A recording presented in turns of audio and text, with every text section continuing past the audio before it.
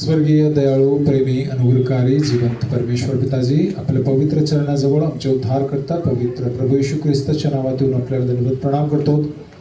आभारी आहोत आपण आमच्यावरती दया केलात. आजचा एक दिवस दाखवून दिवसभरामध्ये आपण आमचा सांभाळ केलात. संध्याकाळच्या वेळेला आपल्या चरणाजवळ आपण आम्हाला घेऊन आलात. धन्यवाद देतो जे आपण आमच्या जीवाचं मोठं तारण केलात. पापापासून शापापासून आमचा बचाव केला. तेव्हा आपले लेकर आपले संतान बनवलात. धन्यवाद देतो प्रभू येशू ख्रिस्ताच्या क्रूसावर वाहिलेल्या अनमोल त्या रक्ताच्याद्वारे आम्हाला आमच्या पापापासून सुटका दिलात. क्रूसावरच्या बलिदानाच्याद्वारे, त्या शापित मरणाच्याद्वारे आणि देवा दुःख निंदा वेदना सहन करण्याच्याद्वारे आपण आमचं तारण केला. धन्यवाद देतो. विशेष करून किरण आणि रेबिकासाठी मनापासून धन्यवाद देतो. आपण आपली कृपा त्यांना दाखवली आणि देवा लेकराचं दान हे प्रभू आपण त्यांना दिलात. धन्यवाद देतो. त्या लेकराचा 1 वर्षभरामध्ये आपण सांभाळ केलात. मनापासून आभारी आहोत. आणि आज प्रभू आपल्या चरणाजवळ धन्यवाद करण्यासाठी देवा त्या निमित्ताने आम्ही आपल्या चरणाजवळ एकत्रित झालेलो आहोत. आपण आपली कृपा आपली दया दाखवा. जितके आपल्या चरणाजवळ आलेले आहेत त्या सर्वांच्या विषयी आपण आपली दया दाखवा. जे कोणी येत आहेत त्यांनाही आपली कृपा दाखवा. आणि देवा बसलेल्या प्रत्येकाला, येणाऱ्या प्रत्येकाला प्रभू आपण आशीर्वादित करा. देवा आपल्या उपस्थितीने हे स्थान भरा.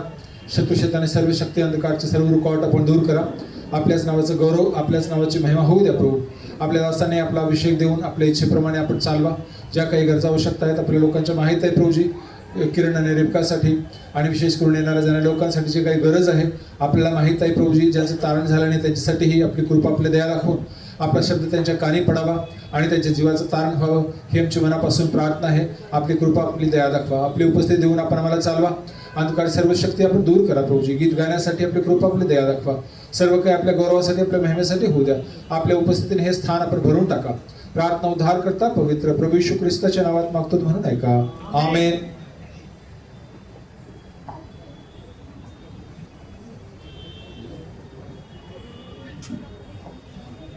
बहिणी लोकांनी ह्या बाजूला बसा. परत एकदा सांगतोय. आणि ब्रदर लोकांनी ह्या बाजूला बसायचं. ज्या बहिणीकडे बसल्यात त्यांनी इकडच्या बाजूला या. सिस्टर्स लोक ह्या बाजूला या आणि ब्रदर्स लोकांनी ह्या साईडला बसा. 3 नंबरचं गीत आपण गाऊया. आनंदाच्या या समयी मन रमवा देवा ठाई.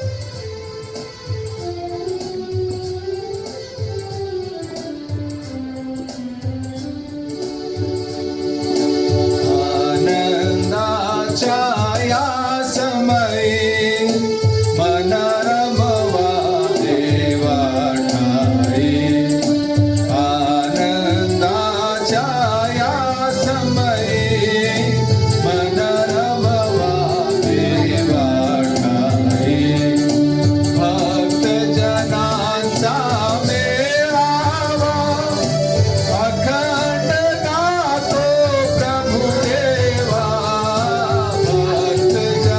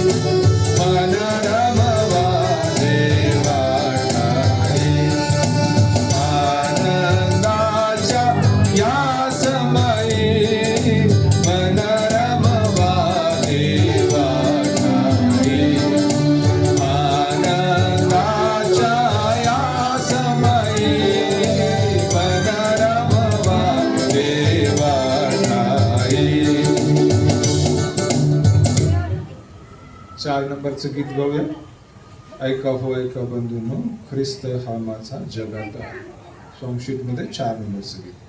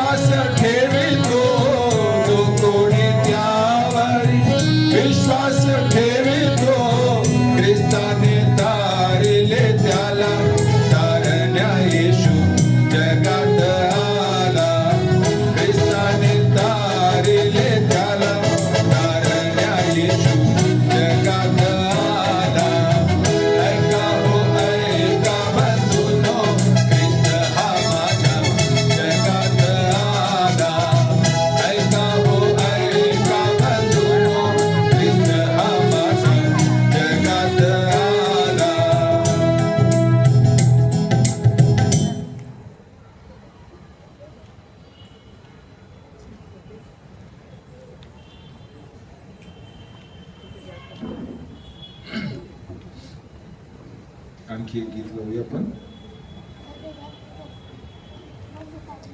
2 नंबरचं गीत गाऊया. हे प्रभू तू विश्वास योग्य सामर्थ्य.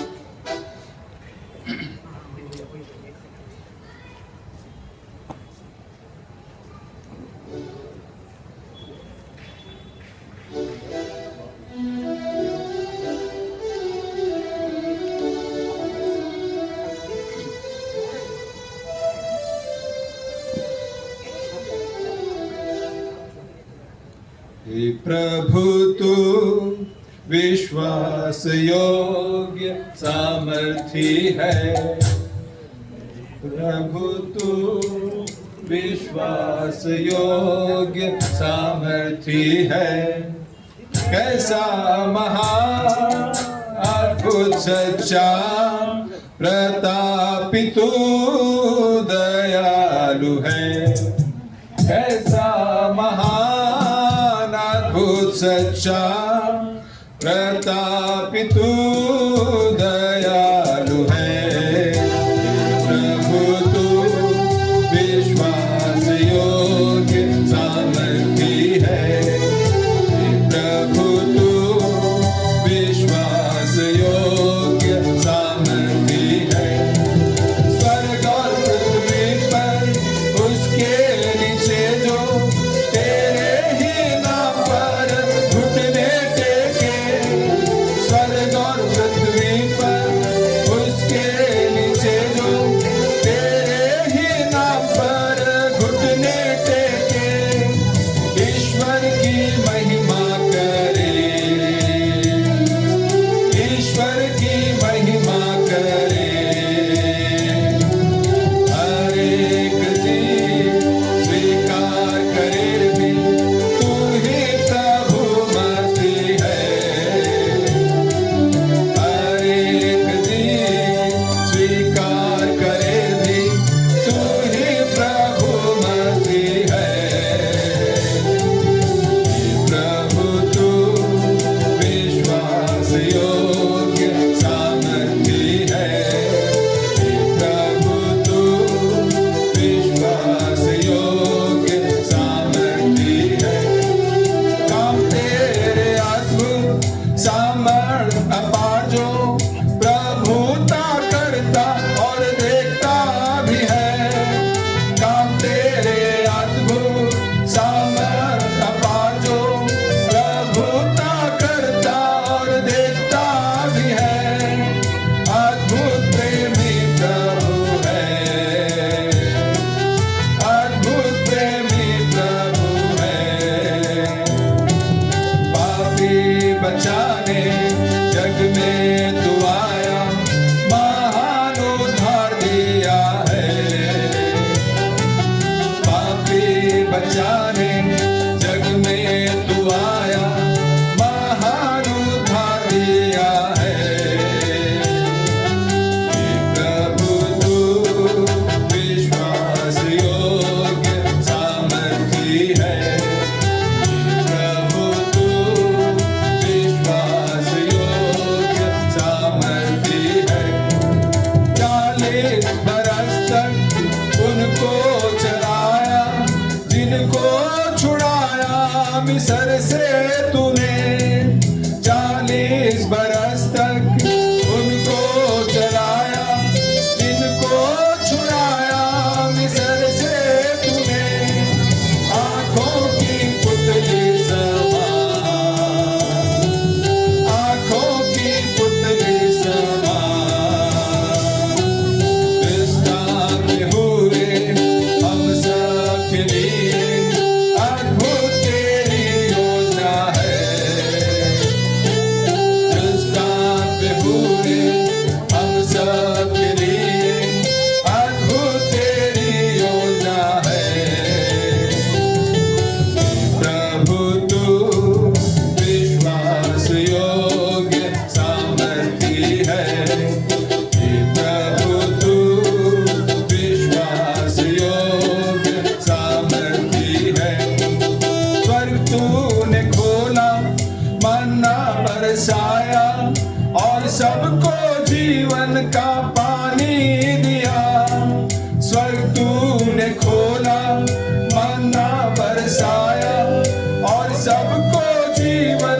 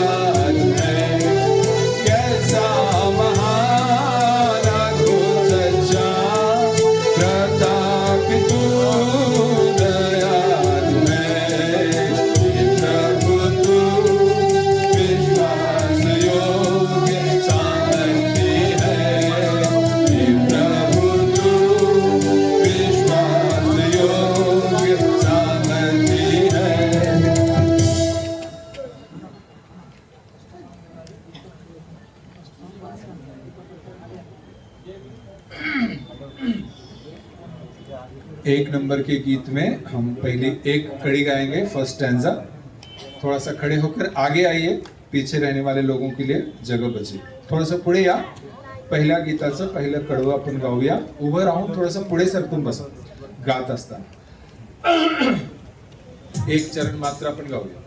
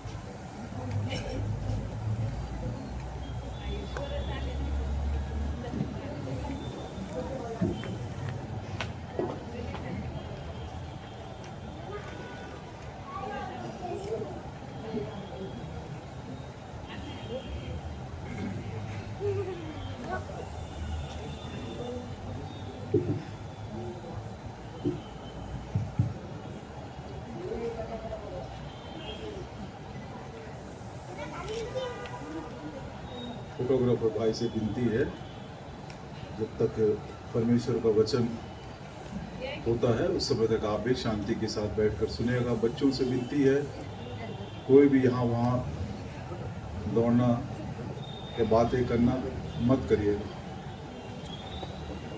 एक बड़े भाई से विनती है, वो जिम्मेदारी उठाकर बच्चे लोग यदि इधर उधर दौड़ते हैं तो उनको शांति के साथ बनाए रखिए। प्रार्थना करें।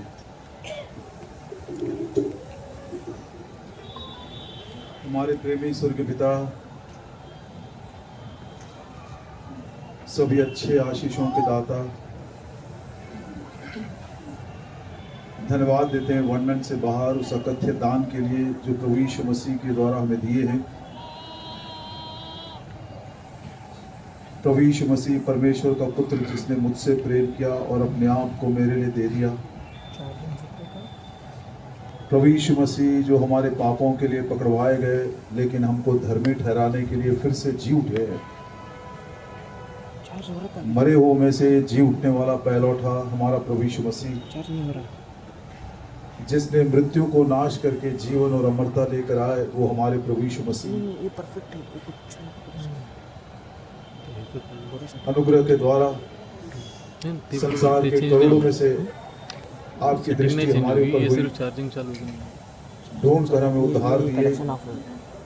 उस क्रूस के ऊपर बहे हुए लहू के द्वारा हमको पापों की क्षमा दिए, एक नया जीवन दिए और प्रभु जी प्रतिज्ञा के अनुसार अनंत जीवन की आशा भी दिए।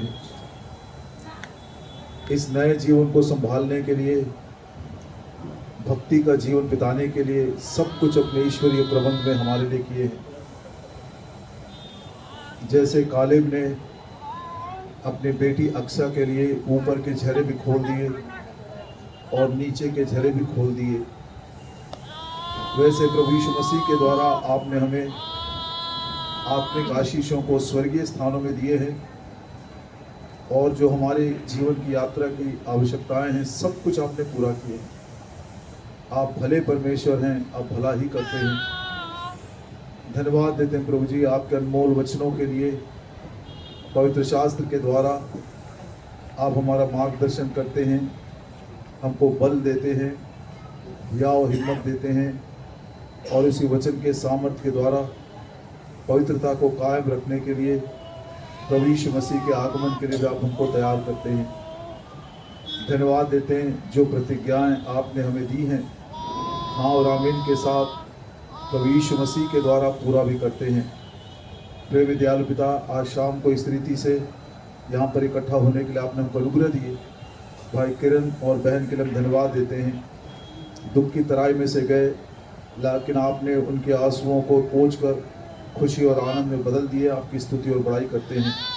हम उस दिन को स्मरण करते हैं जब आपने हमसे बोले थे, ये छोटा बालक जो है प्रभु के पास स्वर्ग में पहुंचा है, वो मेरे पास नहीं आएगा लेकिन मैं उसके पास जाऊंगा। ओ दयालु पिता, ऐसे तैयारी के लिए आप हमको बारंबार अनुग्रह का अवसर दे रहे हैं, इसलिए हम आपको धन्यवाद देते हैं। प्रेम दयालु पिता, आपने उनके वैवाहिक जीवन को आशीषित किए, फलवंत किए, एक बेटी का भी दान दिए हैं और कुछ मात्रा में आपने उनके दुख को दूर किए हैं। हम आपको हृदय से धन्यवाद देते हैं। आज बेटी प्रभु जी 1 साल पूरा करके नए साल में प्रवेश कर रही है। अब तक आपके मुख का प्रकाश उनके ऊपर अपने चमकाए रखा, धन्यवाद देते हैं। आज उस बेटी को नाम भी हम देना चाहते हैं, आपके सामने प्रस्तुत करते हुए आपके बलवंत सामर्थ्य हाथों में हम सौंप देते हैं। प्रभु जी, क्रूस की वो वाचा जो सारे जगत के साथ आपने बांधी है, वही वाचा इस बच्ची के जीवन में छोटी उम्र में पूरा करें, ये हमारी नम्र विनती प्रार्थना है। प्रभु जी, हम इस बात को भी महसूस करते हैं कि हमारे बीच में कुछ ऐसे बैठे हैं जो उद्धार नहीं पाए हैं, कुछ ऐसे नामधारी भी होंगे, लेकिन प्रभु जी आज उनको भी अनुग्रह का एक विशेष अवसर दीजिए। उनके मन की आंखें ज्योतिर्मय करिए, उनके समझ बुद्धि को खोल दीजिए, ताकि इस बात को वो महसूस करें प्रभु यीशु मसीह के द्वारा जो अनुग्रह का दान, उद्धार की आशीष है, जब तक हम नहीं पाएंगे, ना हम वर्तमान जीवन में कोई खुश और आनंद रहेंगे, ना आने वाले भविष्य में कोई हमारे लिए आशा है। दया करिए पिता, बोलने वाला मनुष्य नहीं है, लेकिन आपने कहा पवित्र आत्मा तुम्हारे मध्य में होकर बोलेगा, सरल भाषा में, स्पष्ट भाषा में, सिंपल लैंग्वेज में, जो बच्चों को भी बड़ों को भी समझ में आ जाए, ऐसी भाषा में आप हम सबों के साथ बातें करें। विश्वास से हम सब अपने आप को आपके लहू के छिड़काव के नीचे ले आते हैं। विश्वास ही से पूरे परिसर को अपने पंखों की छाया के नीचे संभाल कर रखिए। बाहर से किसी भी प्रकार की कोई आवाज़ और प्रभु जी ऐसे परेशानी आकर हमको प्रभु जी दिक्कत में न डाले, इसलिए हम शत्रु शैतान की देखी अनदेखी सारी शक्तियों को आपके नाम से बांध देते हैं। इस विनती और प्रार्थना को हमारे प्रभु और उद्धारकर्ता यीशु मसीह के नाम में मांगते हैं, आमीन।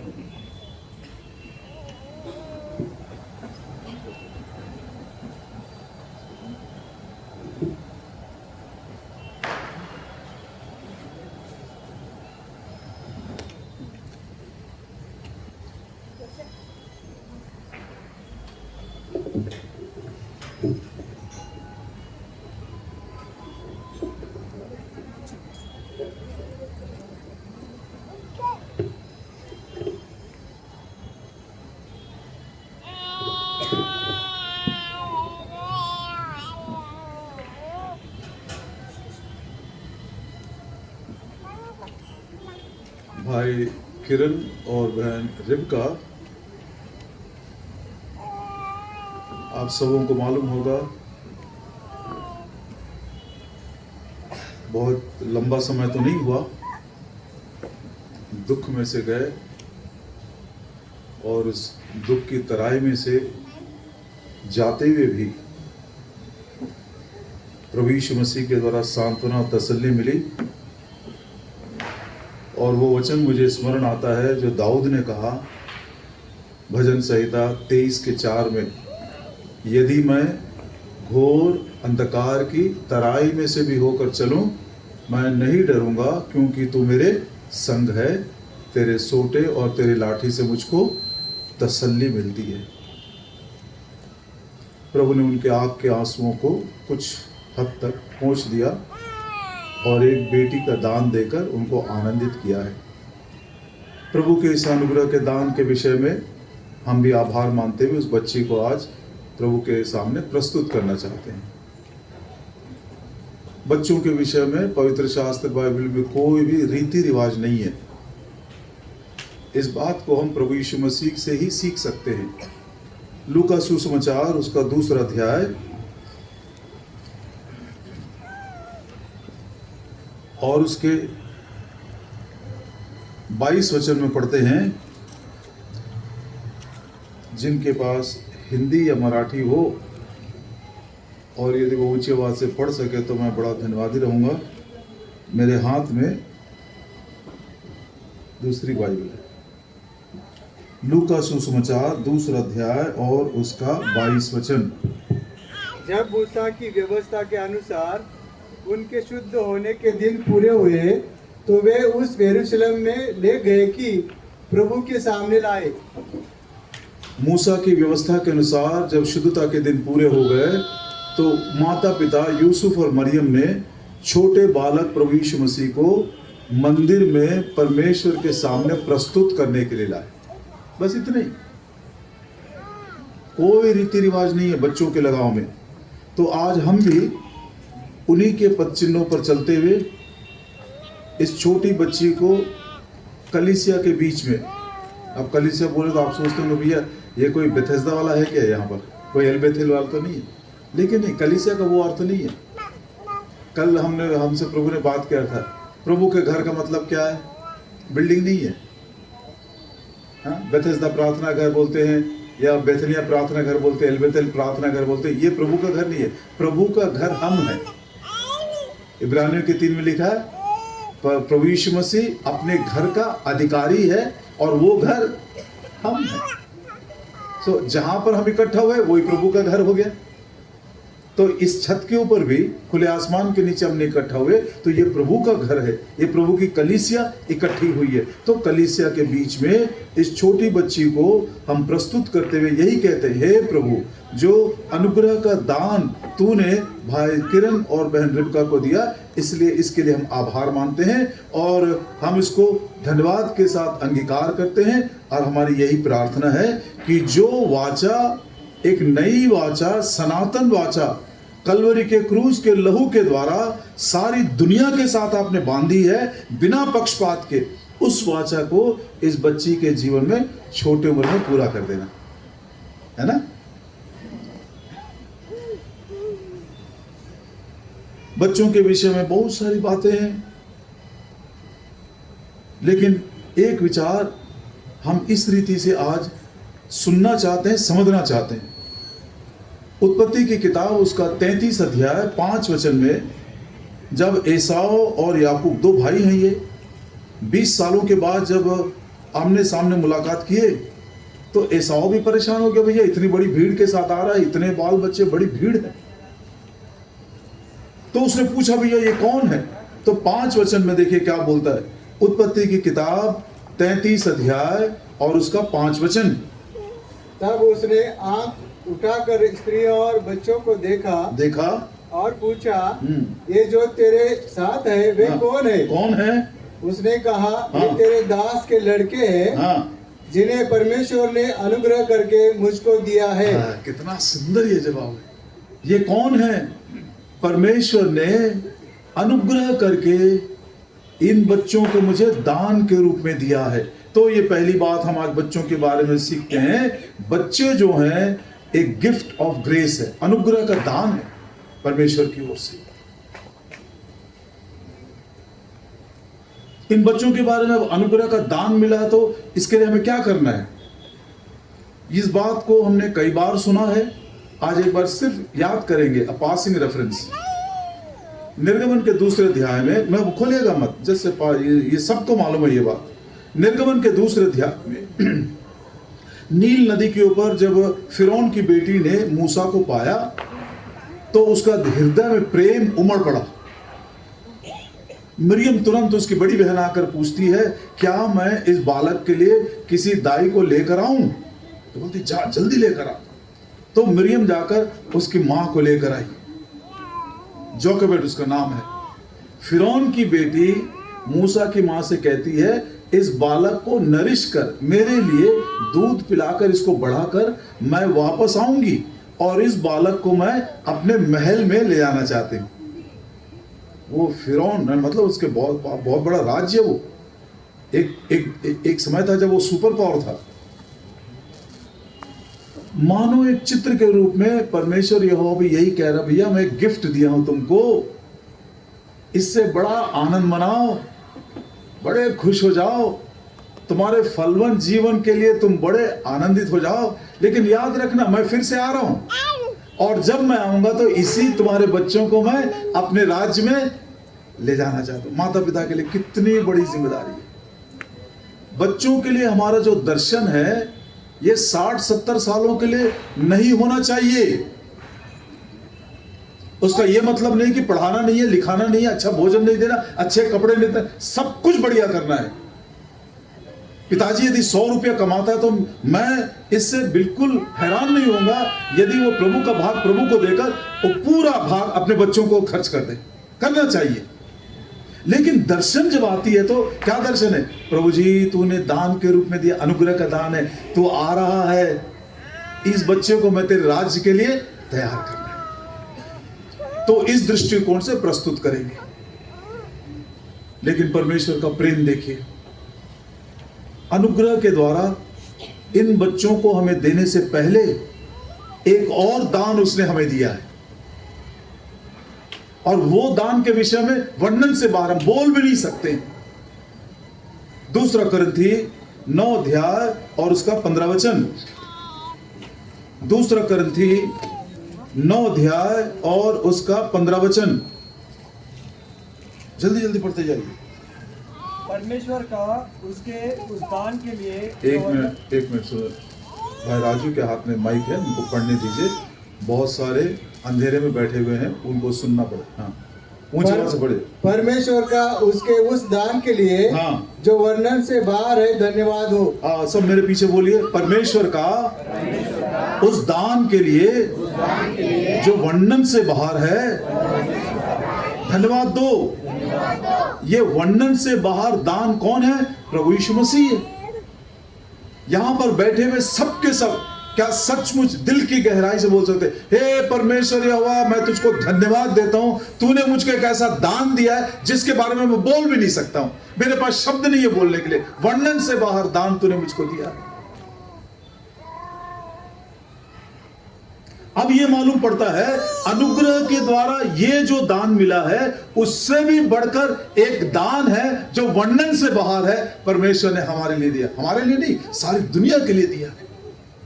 उस दान के विषय में जब वो छोटा बालक था, उस समय स्वर्गदूतों ने क्या कहा उस दान के विषय में, मरियम ने क्या कहा उसके बारे में, और यूहन्ना बपतिस्मा देने वाले का पिताजी जकरिया वो क्या कहते, जस्ट एक बार सुनना चाहते भी उसके बारे में उन्होंने क्या कहा। और आज उस वर्णन से बाहर दान के विषय में प्रभु यीशु मसीह जिसका नाम है, मैं क्या बोलता हूं, क्या बोल सकता हूं मैं। आइए पढ़िए लू का सुसमाचार 1 अध्याय और उसका 32 वचन। लू का सुसमाचार 1 अध्याय और उसका 32 और 33। वो महान होगा और परम प्रधान का पुत्र कहलाएगा, परम प्रधान का पुत्र कहलाएगा, और प्रभु परमेश्वर हाँ उसके पिता दाऊद का सिंहासन उसको देगा, हाँ और वो याकूब के घराने पर हाँ। सदा राज्य करेगा, हाँ। और उसके राज्य का अंत ना होगा। स्वर्गदूतों ने 3 बार संदेश लेकर आए, एक बार मरियम के पास, एक बार यूसुफ के पास, एक बार चरवाहों के पास लेकर आए।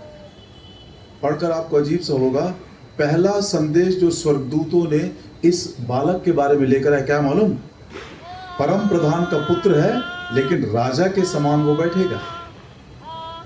ये बोलने के बाद वो यूसुफ के पास वो स्वर्गदूत गया, बोलता यीशु नाम रखना क्योंकि वो अपने लोगों को उनके पापों से छुड़ाएगा। The first declaration about this child is about his kingship. उसके बाद वो उद्धार करता, सेवियर। तो स्वर्गदूत जिब्राइल ने इसी छोटे बालक के विषय में जो वर्णन से बाहर एक दान उसने हमको दिया। ये दान किसको दिया? सारी जगत के लिए, सारी दुनिया के लिए। परमेश्वर ने जगत से ऐसा प्रेम रखा कि उसने अपने इकलौते बेटे को दे दिया। किसके लिए? सारी दुनिया के लिए। हर कोई इस दान को अंगीकार कर सकता है। इस दान के विषय में स्वर्गदूत ने कहा ये परम प्रधान का पुत्र है जो सिंहासन पर बैठकर राज्य करेगा। मरियम क्या बोलती है देखिए, इसी लू का सुसमाचार का पहला अध्याय उसका 47 वचन 47। और मेरी आत्मा मेरे उद्धार करने वाले परमेश्वर से आनंदित हुई। God my saviour. परम प्रधान का पुत्र जिब्राइल ने कहा, मरियम कहती है ये परमेश्वर मेरा उद्धार करता है। ध्यान दीजिएगा, इसीलिए हम इस दान के विषय में वर्णन नहीं कर सकते। परमेश्वर को कौन वर्णन करेगा, कौन बताएगा उसके बारे में? अनदेखा परमेश्वर, अद्वैत परमेश्वर जो आकाशों में भी नहीं समा सकता, पवित्र पवित्र पवित्र परमेश्वर जिसकी पवित्रता भस्म करने वाली अग्नि के समान है, ऐसे अगम्य ज्योति में निवास करता है जिसमें मनुष्य पहुंच भी नहीं सकता है। उस परमेश्वर के बारे में कौन वर्णन करेगा? और वही बात मरियम इस छोटे बालक के विषय में कहती है, he is God my saviour. Zechariah क्या बोलता है देखिए 69 लू का सुसमाचार 1 अध्याय और उसका 69 69। और अपने सेवक दाऊद के घराने में हाँ, हमारे लिए एक उद्धार का सिंह निकला। कितना सुंदर। ये हमारा हॉर्न ऑफ सैल्वेशन है, हमारे उद्धार का शक्ति है। ये हॉर्न बोले तो शक्ति है, सिंह बोलने का इंग्लिश पवित्र शास्त्र बाइबल के अनुसार सिंह की जब बात करते हैं तो वो शक्ति की बात करते हैं। What wonderful declaration. अभी तक प्रभु यीशु मसीह पैदा भी नहीं हुआ, अभी तक प्रभु यीशु मसीह कुछ काम भी नहीं किया, ये प्रभु यीशु मसीह अभी तक क्रूस के ऊपर प्राण भी नहीं दिया, लेकिन उसका दर्शन कितना सुपर, कितना सुंदर इन लोगों के लिए पवित्र आत्मा ने प्रकट किया है। कौन है ये परम प्रधान का पुत्र है जो सिंहासन पर बैठकर सदा सर्वदा राज्य करेगा। यदि कोई पहली बार सुन रहा है इस दान के विषय में, आप अपने मन ही मन छोटी सी प्रार्थना करिए, हे परमेश्वर तू कौन है मैं नहीं जानता, तेरा नाम भी मुझको नहीं मालूम, तू कितना महान है, कितना प्रतापी ये भी मुझको नहीं मालूम, लेकिन आज मैं सुन रहा हूं पवित्र शास्त्र बाइबल में ऐसा लिखा है, परमेश्वर का धन्यवाद करो उस दान के लिए जो वर्णन से बाहर है। और वो दान आज मुझको मालूम पड़ा, वो प्रभु यीशु मसीह है, परम प्रधान का पुत्र। जिब्राइल ने कहा, मरियम कहते ये परमेश्वर है जो मेरा उद्धार करता है, और जकरिया कहता हमारे उद्धार की शक्ति है ये, the power of my salvation. ये परमेश्वर का अनुग्रह है प्रियो। उसी अनुग्रह के द्वारा उसने हमको दान दिया है, गिफ्ट। एक छोटी कोई गिफ्ट लेकर आए छोटी बच्ची के लिए, दिखाओ भैया, दिखाओ, इधर लाओ। भाई राजू ने छोटी बच्ची के लिए गिफ्ट लेकर आया। अब मैं पूछना चाहता हूं, बहन रेबिका, आपने कितना पैसा दिया इसके लिए? सच बोलो, कितना दिए? कुछ भी नहीं दी। किरण भाई, कुछ भी नहीं दी। गिफ्ट के लिए पैसा नहीं देना पड़ता है, गिफ्ट के लिए पैसा नहीं देना पड़ता, वो तो मुफ्त में से दिया था।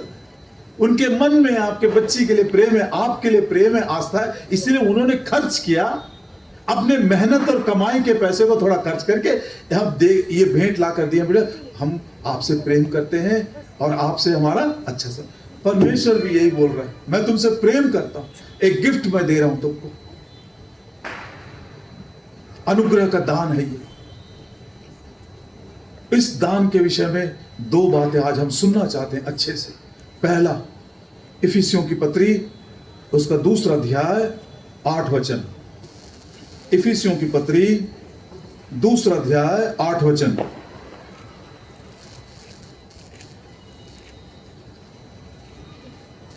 पढ़िए, जोर से पढ़िए, सब ध्यान से सुनिएगा प्लीज। क्योंकि विश्वास के द्वारा क्योंकि विश्वास के द्वारा अनुग्रह ही से तुम्हारा उद्धार हुआ है। तुम्हारा उद्धार हुआ है, और ये तुम्हारी ओर से नहीं, ये तुम्हारी ओर से नहीं, वरन परमेश्वर का दान है। कितना सुंदर। उस दान के लिए जो वर्णन से बाहर है, तुम परमेश्वर का धन्यवाद करो। और वो दान के द्वारा सबसे पहली आशीष हमको क्या मिली? तुम्हारे कर्मों के अनुसार नहीं, विश्वास ही के द्वारा अनुग्रह से तुम्हारा उद्धार हुआ है। सो अकथ्य दान, वर्णन से बाहर दान, जिसके बारे में हम समझ नहीं सकते, जिसके बारे में हम बोल नहीं सकते, जिस दान को पैसों से खरीद नहीं सकते, जिस दान को अच्छे अच्छे कामों के द्वारा हम पा नहीं सकते, उसके द्वारा सबसे पहली आशीष हमको उद्धार मिला है, सैल्वेशन मिला है। ये सैल्वेशन को मैं बहुत समय तक ऐसे आज बैठा बैठा सोच रहा था, प्रभु जी अनुग्रह के द्वारा जो आपने हमको एक दान दिए हैं वो उद्धार है। ये उद्धार देने के पीछे आपके अनुग्रह को कैसे समझे हम? मुझको उस समय एक उदाहरण याद आया पवित्र शास्त्र बाइबल का, जहां पर रूत ये बात कहती है। आइए रूत की किताब 2 अध्याय पढ़ते हैं। रूत की किताब और उसका 2 अध्याय 7 वचन। रूत की किताब 2 अध्याय, व्यवस्था विवरण के बाद जोशुआ, जोशुआ के बाद न्यायियों के बाद रूत। पहला शमूएल से आगे, पहले शमूएल से पहले है रूत की किताब और उसका 2 अध्याय 7 वचन। उसने कहा था, मुझे लेने वाले के पीछे पीछे, लवने वाले के पीछे, फूलों के बीच बिनने और बाले बटोरने दे। हाँ, तो आई और बोल से अब तक यही है। हाँ, केवल थोड़ी देर तक घर में रही थी। अब जब खेत में जहां पर रूत काम कर रही थी, बोआज उस खेत का मालिक आया और अचानक एक नए व्यक्ति को देखा। अरे भाई, ये कहीं दूसरे देश की है, ये कुछ नई सी लग रही है, परदेशी के समान है। कौन ये? तो लोगों ने उसके बारे में बताया। क्या बोल रहे हैं? ये सुबह आई थी और हम लोगों से विनती करने लगी, यदि तुम मुझको अनुमति दोगे तो लवने वाले, मतलब फसल काट रहे थे वो लोग, बड़े बड़े आनंद का समय है वो। फसल काटते समय ये छोटे छोटे दाने गिरते हैं खेत में, और उन दानों को मुझको चुनने के लिए अनुमति दो बोले। उन्होंने क्या बोला? ठीक है तुम करो, क्योंकि सबके सब यहूदी थे। ये इतनी गरीब थी,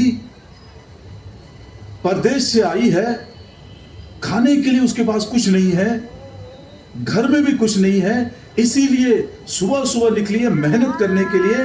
और वो पूछ रही, भाई मुझको फसल तो नहीं चाहिए, फसल तुम पूरा ले लो, लेकिन जो फसल काटते समय छोटे छोटे दाने गिरते हैं तुम्हारे खेत में, मैं चुपचाप तुम्हारे पीछे पीछे आकर एक एक ऐसा गिनती जाऊंगा, चुनूंगा।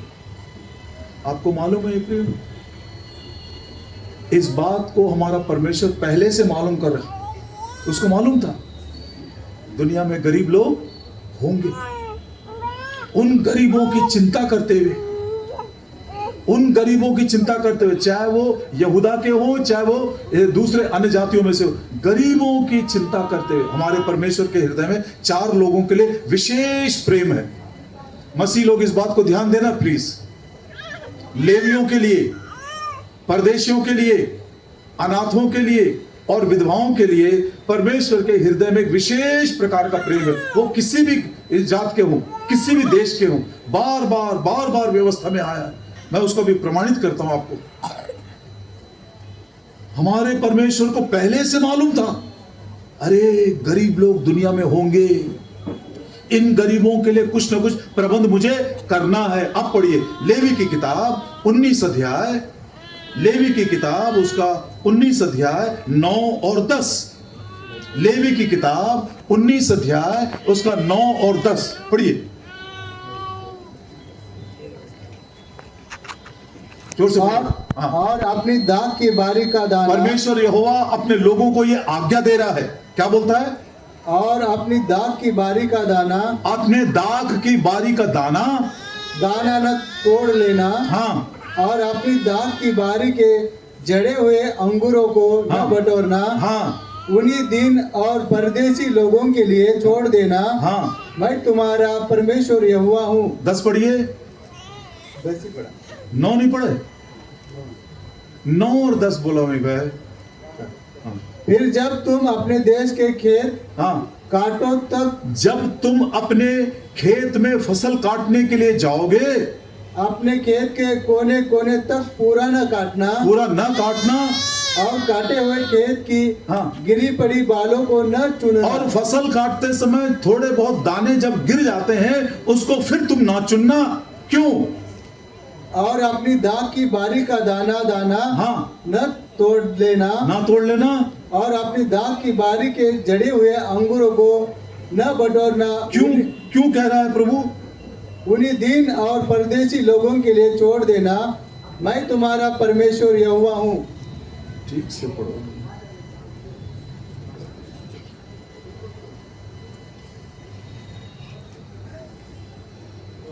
Thou shall leave them for the poor and for the stranger. वो बात नहीं है गरीब के लिए, दीन लिखा है, ठीक है। दीन मतलब परमेश्वर कहा था, एक व्यवस्था बनाकर आज्ञा बना दिया, जब तुम अपने खेत में फसल काटोगे और फसल काटते समय कुछ कुछ बाले नीचे गिर जाएंगे, उसको मत उठाना। और जब अपने खेत के फसल काटते रहो तो कोने कोने तक मत जाना। तो लोगों ने पूछा होगा, हे परमेश्वर यहोवा, ये तो हमारा खेत है, हम क्यों ना करें? तो बोलता नहीं, तुम्हारे पीछे गरीब और परदेशी लोग आएंगे, पुअर एंड द स्ट्रेंजर, उनके लिए तुम छोड़ना। कितना सुंदर ये प्रबंध है। परमेश्वर यहोवा ने गरीबों के लिए, परदेशियों के लिए इतना सुंदर उनके जीवन का प्रबंध करके रखा है, इसको नहीं मालूम? रूत एक गरीब स्त्री है, वो खुद बोलती है मैं एक परदेशी हूं। उस गरीब के लिए, उस परदेशी के लिए कितना सुंदर प्रबंध करके रखा गया था कि वो अजनबी थी, लेकिन बोआज के खेत में सिला बिनने के लिए जब वो आई, किसी ने उसको मना नहीं किया, मेहनत परिश्रम करती रही। अब आते हैं प्रभु यीशु मसीह के द्वारा यही आशीष को सारे दुनिया के लोगों के लिए उसने दिया। प्रभु यीशु मसीह का दुनिया में आने का सबसे पहला कारण कोई धर्म की स्थापना करने के लिए नहीं, कोई चमत्कार करने के लिए नहीं, ईसाइयों का देवता बनने के लिए नहीं, या ये कहे भी है मैं तुम्हारा गुरु हूं, मैं तुम्हारा देवता हूं, बनाओ तुम मेरे लिए एक मंदिर बनाओ, मेरी पूजा करो, मेरे लिए ये लाओ वो लाओ, नहीं। प्रभु यीशु मसीह जो हमारे उद्धार का कप्तान है, परम प्रधान का पुत्र है, वो परमेश्वर मेरा उद्धार करता है, उसके दुनिया में आने का सबसे पहला कारण पढ़िए लूका सुसमाचार 4 अध्याय और उसका 18 वचन। लूका सुसमाचार 4 अध्याय और 18 वचन।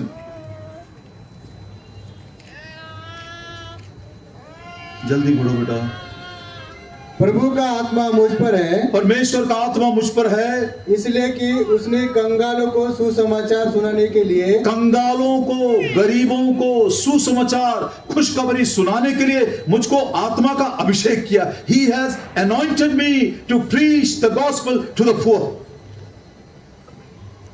इसके बाद यदि जब अपने स्कूल, कॉलेज, दफ्तर, कारखाने में जाओगे, अस्पताल में, क्रिसमस का टाइम भी बड़ा नजदीक आ रहा है, लोगों को बताना भी है यीशु मसीह कोई धर्म का गुरु नहीं है, वो ईसाइयों का देवता नहीं है।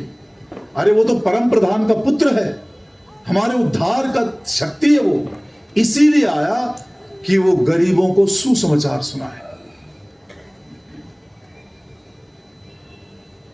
कोई चिंता नहीं करता उनकी। सारे दुनिया के गरीबों को, कंगालों को, मूर्ख लोगों को, निर्बलों को सुसमाचार सुनाने के लिए, खुशखबरी सुनाने के लिए प्रभु यीशु मसीह इस दुनिया में आए। और सबसे पहले खुशखबरी पहले मैं बता देता हूं। प्रभु यीशु मसीह ने कहा, मैं तुमसे सेवा करवाने के लिए नहीं आया, लेकिन खुद तुम्हारी सेवा करूंगा और तुम्हारे प्राणों की छुड़ौती के लिए, तुम्हारे पापों के प्रायश्चित के लिए, तुमको उद्धार की आशीष देने के लिए, पापों की क्षमा करने के लिए मैं अपने आप को क्रूस के ऊपर बलिदान कर दूंगा। पढ़िए मरकुस सुसमाचार 10 अध्याय 45 वचन। मरकुस सुसमाचार 10 अध्याय 45 वचन।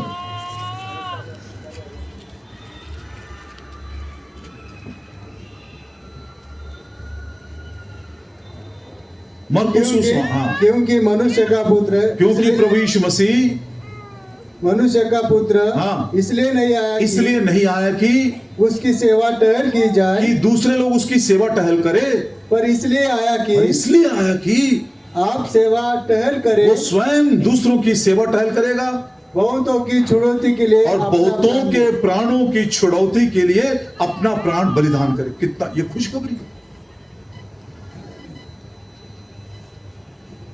कुछ समय के बाद जब यूहन्ना बपतिस्मा देने वाले को जेल खाने में डाल दिए थे क्योंकि उसने सत्य बोल दिया, तो उसको मन में बड़ा दुख था, क्योंकि उसी ने प्रभु यीशु मसीह के लिए मार्ग तैयार किया था। अपने गिने चुने 2-4 चेले बच गए थे उसके, उनको भेजा और उसको पूछने के लिए, जाओ यीशु मसीह मसीहा का है, जाओ कर पूछो कि आने वाला जो मसीहा है, जगत का उद्धार करता है, तू ही है या हम किसी और का इंतजार करें। उस समय प्रभु यीशु मसीह ने जो बात बोला, मत्ती सुसमाचार 19 अध्याय और उसका 21 वचन। मत्ती सुसमाचार 19 अध्याय और उसका 21 वचन। यीशु ने उससे कहा, यदि तू सिद्ध होना चाहता है, यदि तू सिद्ध होना चाहता है तो जा अपना माल बेचकर कंगालों को दे और तुझे स्वर्ग का धन मिलेगा। मैं मिस कर दे, मैं क्षमा चाहता हूँ, कोई मुझको बता सके तो। जब वो लोग आकर प्रभु यीशु मसीह से पूछे, आने हमारा गुरु रबी पूछ रहा है, आने वाला मसीहा तू ही है या किसी और का इंतजार करें, तब प्रभु यीशु मसीह बोलते हैं, जाकर यूहन्ना बपतिस्मा देने वाले से कह देना, गरीबों को सुसमाचार सुनाया जा रहा है। यशु भाई मदद करोगे थोड़ा, या कोई मदद करे तो मेरी अच्छा होगा। बहुत ही बढ़िया वचन है ये वचन सबों के लिए सांत्वनादायक है। हम कोई धनवान नहीं है, हम कोई ज्ञानवान भी नहीं है, हम बड़े बलवान भी नहीं है, निर्बलों के लिए, गरीबों के लिए। 21 पढ़िए। 19 यीशु ने उससे कहा, हाँ, यदि तू सिद्ध होना चाहता है नहीं, तो... नहीं, नहीं, नहीं, नहीं, ये धनवान से कहा प्रभु ने। अरे मेरे, ठीक है चलिए। हाँ,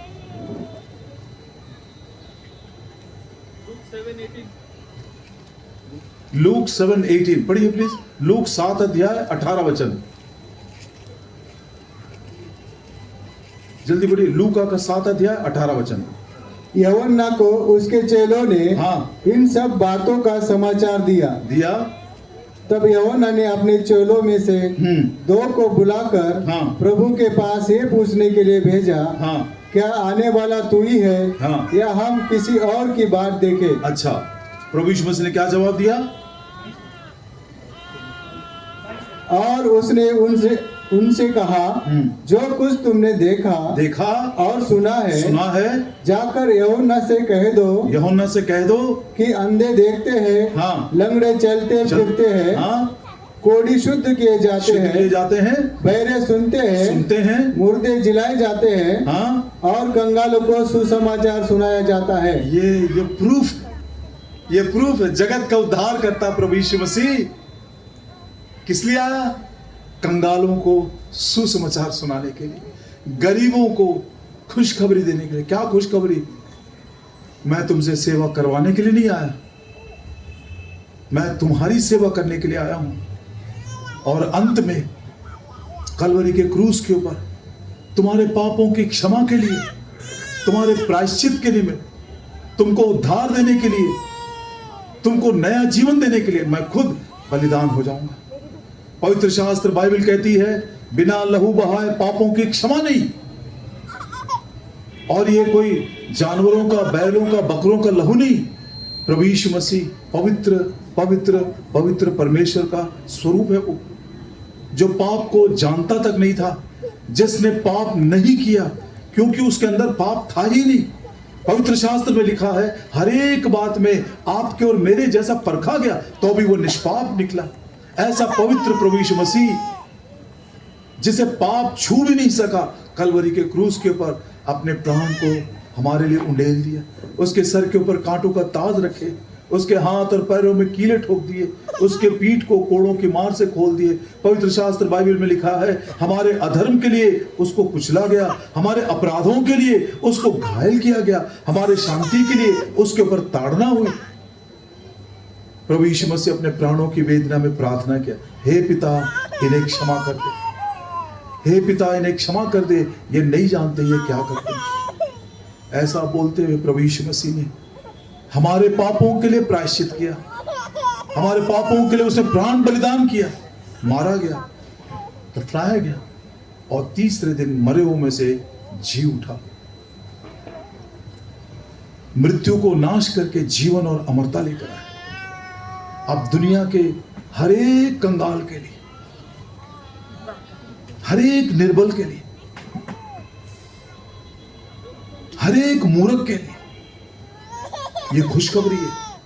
प्रभु यीशु मसीह तुम्हारे पापों को क्षमा करने के लिए क्रूस के ऊपर अपने लहू को बहाया है। यदि तुम इस बात को अपने हृदय में विश्वास करोगे, प्रभु यीशु तूने मुझसे प्रेम किया, मेरे लिए तू मारा गया लेकिन तीसरे दिन जी उठा है, यदि हम अपने हृदय में हम इस बात को विश्वास करके अपने मुंह से यदि हम कबूल करेंगे, हमारा उद्धार होगा। रोमियो की पत्री 10 अध्याय 8 वचन। अकथ्य दान, अकथ्य दान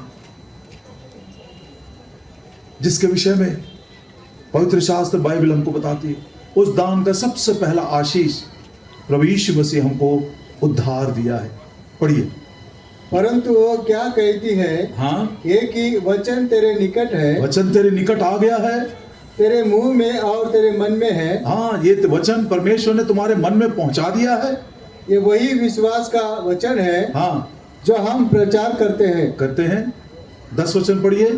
क्योंकि धार्मिकता के लिए मन से विश्वास किया जाता है, मन के अंदर विश्वास किया जाता है, और उद्धार के लिए मुंह से अंगीकार किया जाता है। यदि तू अपने मन में विश्वास करे कि प्रभु यीशु मसीह मेरे पापों के लिए पकड़वाया गया, मारा गया, दफनाया गया, तीसरे दिन जी उठा, विश्वास को यदि तू अपने मुंह से तू कबूल करेगा, तेरा उद्धार हो जाएगा। ये कोई पक्षपात करके किसी खास लोगों के लिए नहीं। इसीलिए मैंने बार बार 2-3 बार बोला, प्रभु यीशु मसीह कोई ईसाइयों का देवता नहीं है कि केवल ईसाइयों को ये क्षमा का दान देने के लिए, नया जीवन देने के लिए, उद्धार देने के लिए आया है। तीतुस की पत्री 2 अध्याय और उसके 11 वचन में पढ़ते हैं।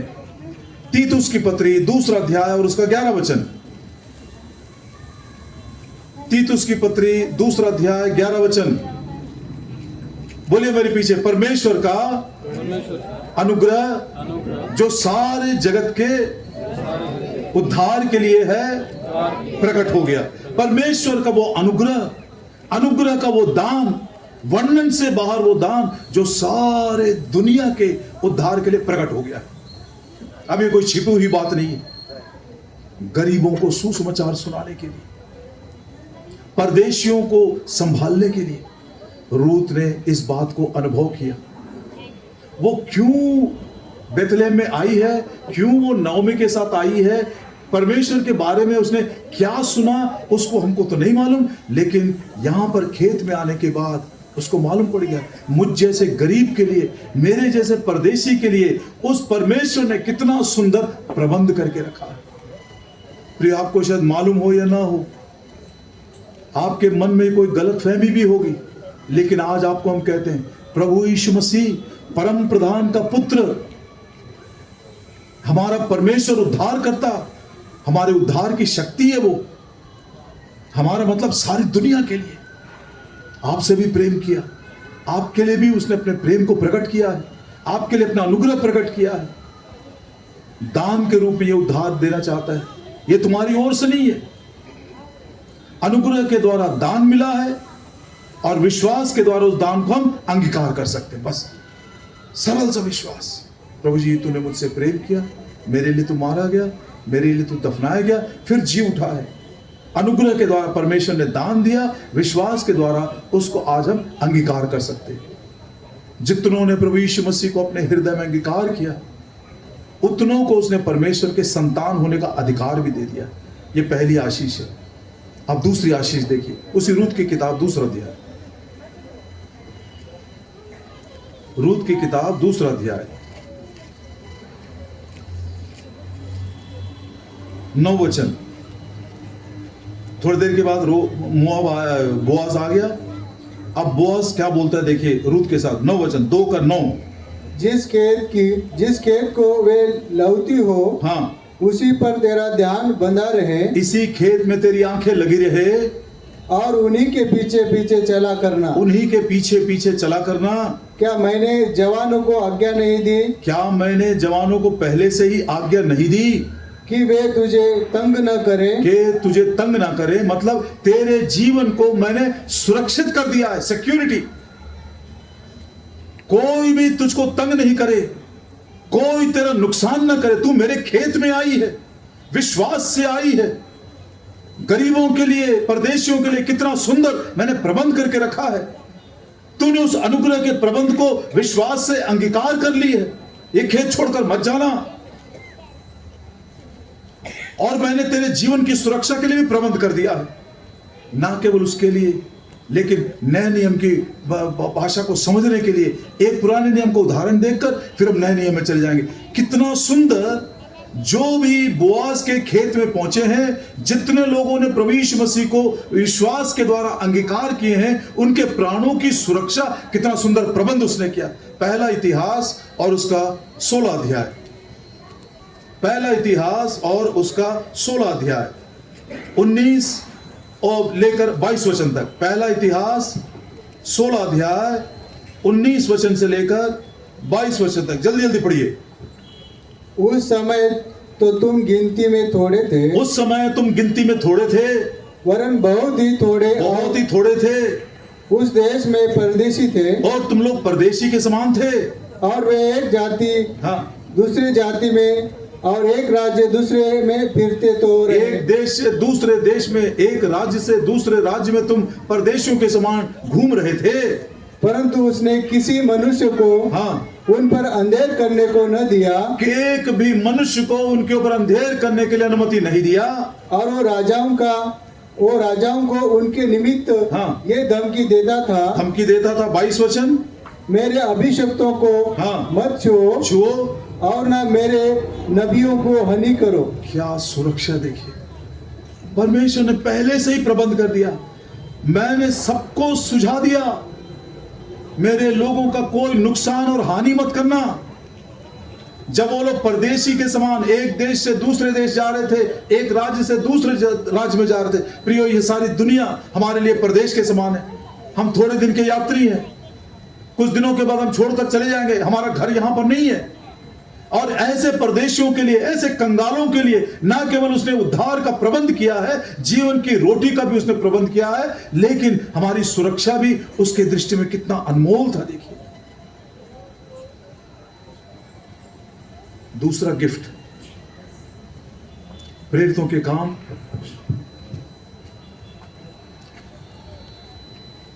और उसका दूसरा अध्याय, चलो इसको पढ़ने से पहले 11 अध्याय पढ़ लेते हैं। प्रेरितों के काम 11 अध्याय 15 और 16। जब मैं बातें करने लगा तो जब मैं बातें करने लगा, पतरस की ये गवाही है, जब मैं बातें करने लगा तो पवित्र आत्मा उन पर उसी रीति से उतरा जिस रीति से आरंभ में हम पर उतरा था, हमारे ऊपर उतरा था। जल्दी पढ़िए। तब मुझे प्रभु का वो वचन स्मरण आया जो उसने कहा था यूहन्ना तो पानी से बपतिस्मा दिया परंतु तुम पवित्र आत्मा से बपतिस्मा पाओगे। आगे वाला वचन, अतः जब परमेश्वर ने उन्हें भी वही दान दिया जो हमको दिया था। पवित्र आत्मा भी एक प्रकार से परमेश्वर का दिया हुआ दान है हमको, हमारी सुरक्षा के लिए। याद रखिए इसको। क्या मैंने जवानों को आज्ञा नहीं दे दिया भाई इसको तंग मत करना, इसको अपना काम करने दो और कोई उसके पास जाकर उसको परेशान मत करना।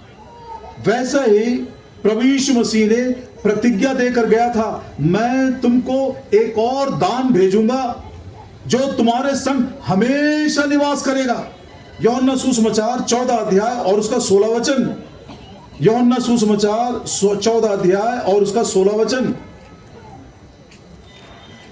यूहन्ना 14 का 16। मैं पिता से विनती करूंगा और वो तुम्हें एक और सहायक देगा कि वो सर्वदा तुम्हारे साथ रहे। एक और गिफ्ट है ये, द गिफ्ट ऑफ प्रॉमिस है ये। विश्वास करने वालों को, जिन्होंने प्रभु यीशु मसीह को अंगीकार कर लिए हैं, उनको प्रभु यीशु मसीह ने पवित्र आत्मा दिया है। वो सदैव तुम्हारे साथ निवास करेगा। वो पवित्र आत्मा तुम्हारे लिए प्रार्थना करेगा। वो पवित्र आत्मा तुमको सांत्वना देगा। वो पवित्र आत्मा तुमको सिखाएगा। वो पवित्र आत्मा तुमको लीड करेगा। वही पवित्र आत्मा तुमको गाइड करेगा सब प्रकार की सच्चाई में। कितनी बड़ी सुरक्षा हमारे प्राण की प्रभु यीशु मसीह ने किया है, जो हमारी आवश्यकता। और उससे भी बढ़कर वो पवित्र आत्मा कहता है रोमी 5:5 में, तुम्हारे हृदय में मेरे प्रेम को उंडेल देगा, सदैव तुम्हारे साथ रहेगा। गलती करोगे प्रिक करेगा, मान लोगे क्षमा का दान दे देगा। कितना सुंदर प्रबंध उसने किया हमारी सुरक्षा के लिए। इसलिए बोलता पवित्र आत्मा की आवाज को सुनते रहो। सिखाएगा, समझाएगा, गाइड करेगा और हमको लीड करेगा। उसका प्रेम हमारे हृदय में उंडेल देगा, हमारे लिए प्रार्थना करता रहेगा। तीसरी बात, उसी रूत की किताब 2 अध्याय 9 वचन। रूत की किताब 2 अध्याय 9 वचन। जिस खेत को वे लौती हो उसी पर तेरा ध्यान बना रहे और उन्हीं के पीछे चला करना। क्या मैंने जवानों को आज्ञा नहीं दी वे तुझको तंग न करे। मतलब ये सिक्योरिटी है। उद्धार दिया, 7 वचन में हम पढ़ते हैं, गरीबों के लिए, परदेशियों के लिए प्रबंध किया और उसका उद्धार किया उसने। गरीबों को सुसमाचार दिया, प्रभु यीशु मसीह के द्वारा हमको पापों की क्षमा, उद्धार की आशीष मिली। अब दूसरी बात, उसी रूत को उसने सुरक्षित रखा, सिक्योर रखा। प्रभु यीशु मसीह ने भी अपना आत्मा देकर छाप लगा दिया हमारे ऊपर। हमारे सुरक्षा का छाप है वो, और सब कुछ हमारे लिए आज वही पवित्र आत्मा कर रहा है। तीसरी बात, उसके बाद पढ़िए, और जब तुझे प्यास लगे तब तू बर्तनों के पास जाकर पानी पीना जिसे जवान लोग भरते हैं। उसके भोजन का भी प्रबंध किया। इसीलिए सच्चे विश्वासी जो हैं, जो सचमुच जिन्होंने विश्वास से प्रभु यीशु मसीह को अपने हृदय में अंगीकार किए हैं, उनको कोई चिंता नहीं है क्या खाएंगे, क्या पिएंगे, क्या पहनेंगे, क्या बनाएंगे, क्या हम इकट्ठा करेंगे। बिल्कुल उनको चिंता इसलिए नहीं है क्योंकि हमारे प्रभु ने पहले से ही उनके खाने पीने का प्रबंध कर दिया है। मांगी भी नहीं उसने।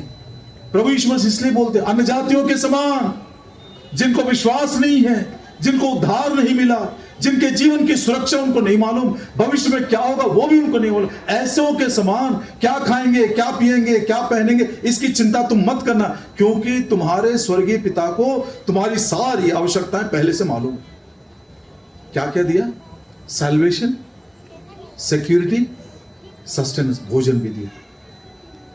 ये केवल रूथ की बात नहीं है। अब ये सारी बातें पाने के बाद अब रूथ पूछती है, देखिए क्या प्रश्न है। इस आशीष को अनुभव करने के बाद, मैं एक गरीब हूं, मैं एक परदेशी हूं, लेकिन क्यों मुझको इस रीति से ये प्रबंध मिला उसके उद्धार के विषय में, उसके जीवन के लगाव में। दूसरा, क्यों इतनी सुरक्षा मिली, क्यों मेरे भोजन का इतना सुंदर प्रबंध उसने किया, मैंने मांगा भी नहीं उससे। अब वो प्रश्न पूछती है, देखिए 10 वचन में, रूथ 2 और उसका 10। तब वो भूमि तक झुककर मुंह के बल गिरी, तब रूथ भूमि पर झुककर दंडवत करके कहने लगी, और उससे कहने लगी, क्या कारण है कि तूने मुझे परदेशीन पर अनुग्रह की दृष्टि करके What is the reason that you have shown your grace for a stranger like me? मुझ जैसे गरीब के ऊपर, मुझ जैसे परदेशी के ऊपर इतना अनुग्रह तूने किया है, इसका कारण क्या है? प्रियो, यदि आज हम प्रभु यीशु मसीह से पूछें, हे प्रभु यीशु, मैंने क्या किया, मैंने क्या किया, किस बात की योग्यता मेरे अंदर है? मैं तो आपको जानता तक नहीं था, मैं तो आपसे नाम से घृणा करता था, मैंने आपके विरोध में कितने गंदे काम किए, मैंने आपके नाम को भी इनकार किया था, लेकिन तू इतना प्रेम किया, इतना अनुग्रह दिखा। कारण क्या? प्रियो, यही अनुग्रह है। Salvation, security, sustenance. उद्धार दिया रूथ को, दूसरा सुरक्षा दिया, और तीसरा भोजन का प्रबंध किया। क्या ये हमारे प्रभु यीशु मसीह के द्वारा नहीं मिला? एक वचन पढ़ते हैं, यूहन्ना सुसमाचार 10 अध्याय और उसका 9 वचन। यूहन्ना सुसमाचार 10 अध्याय और उसका 9 वचन। चोर किसी और काम के लिए नहीं, हाँ, परंतु केवल चोरी करने, हाँ, और घात करने, हाँ, और नष्ट करने को आता है। मैं इसलिए आया कि वे जीवन पाए और बहुतायत से पाए। आप क्या पढ़, कौन सा वचन पढ़ रहे? यूहन्ना 10 का 10। 9 बोला हूं मैं, 2 बार 9 बोला मैं।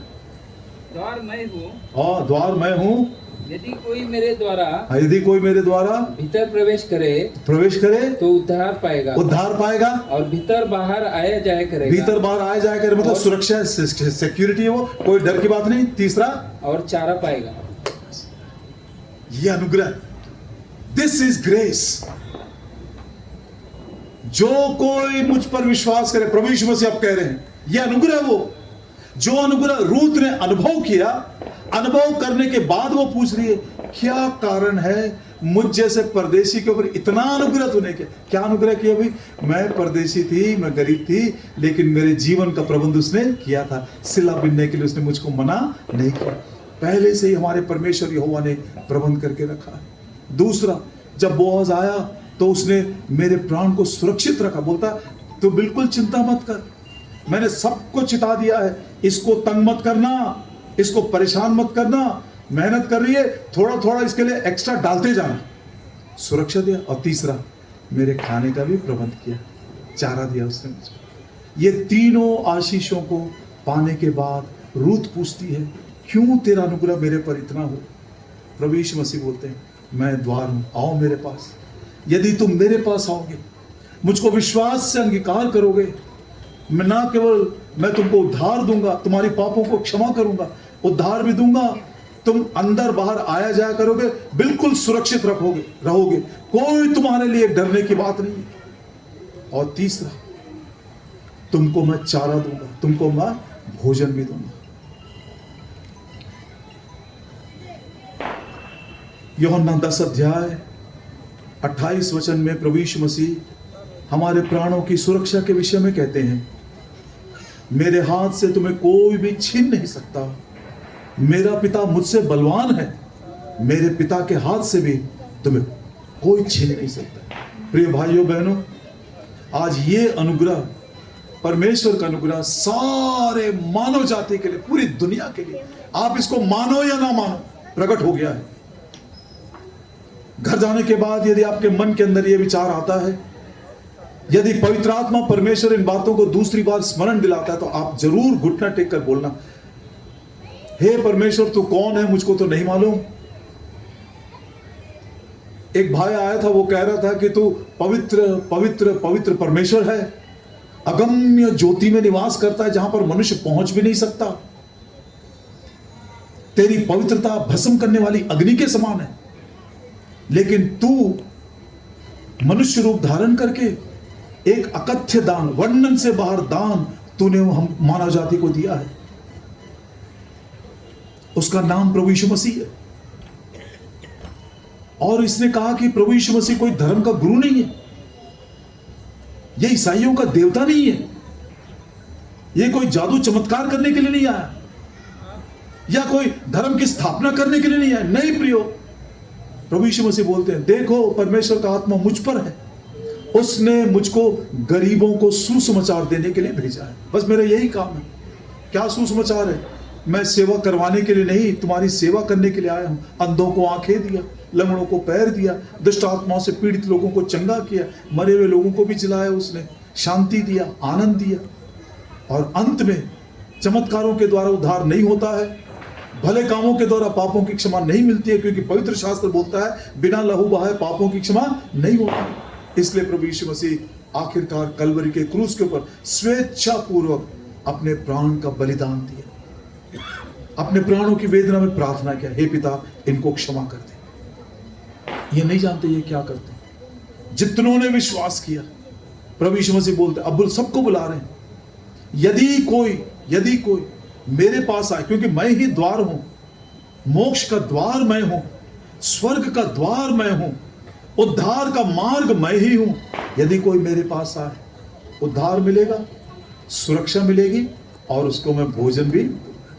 इसका अनुभव रूथ करने के बाद पूछती है, why did you show such grace?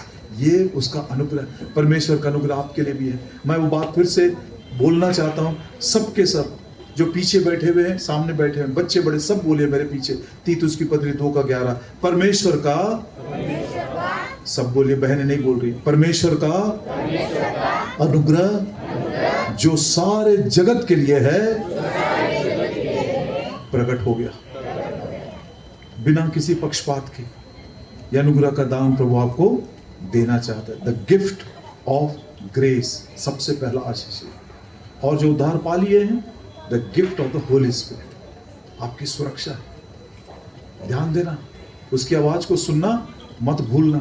हर भोर को इस वचन के द्वारा उसकी आवाज को सुनकर ही बाहर जाना, और इसी वचन के द्वारा उस आत्मा की आवाज को सुनकर बिस्तर में जाना। रोज वो बातें करता है। यदि उसकी आवाज को हम सुन सकेंगे, पक्का पता है, लीड करेगा, गाइड करेगा, समझाएगा, सांत्वना देगा, आपके आंसुओं को पोंछ देगा, गलती करेंगे तो प्रिक करेगा, पछतावा करने का बुद्धि देगा। कितनी बड़ी सुरक्षा हमारे।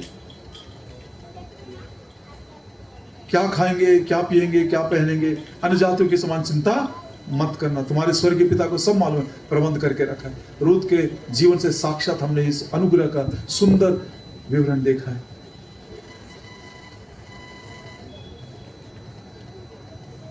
मेरे बेटे का रिजल्ट आया सुबह 4 बजे।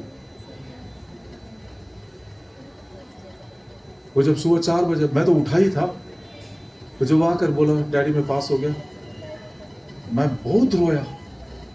रोते हुए मैंने इतना ही बोला, Lord we are living only by your grace, तेरा अनुग्रह इसलिए हम जीवित है। यदि कुछ अनुभव कर रहे हैं, ये भी तेरा अनुग्रह है, कुछ हमने पाया है, वो भी तेरा अनुग्रह है। रूत ने अनुभव किया, उसको जीवन मिला, सुरक्षा मिला, भोजन मिला। तब पूछती है, वाई सच ग्रेस? प्रभु यीशु मसीह पहले से बोल रहे, आओ मेरे पास, मैं सब तुम्हारे लिए करूंगा। अनुग्रह के द्वारा सेवा भी कर सकते, जस्ट सुनिए बस, अनुग्रह के द्वारा सेवा भी कर सकते, इब्रानी 12:28। अनुग्रह के द्वारा दुख भी उठा सकते हैं, फिलिपी 1:29। अनुग्रह के द्वारा हम प्रभु के आगमन के लिए तैयार भी हो सकते हैं, तीतुस 2:13। प्रभु करे उसके अनुग्रह को हम व्यर्थ ना जाने दें। यदि कोई इस अनुग्रह को तुच्छ जाने, इस गिफ्ट को मुझे नहीं चाहिए, मैं एक बात छोटी सी पूछता हूं, किरण भाई, यदि कोई आपको लाकर ये गिफ्ट दे, आप मना करोगे?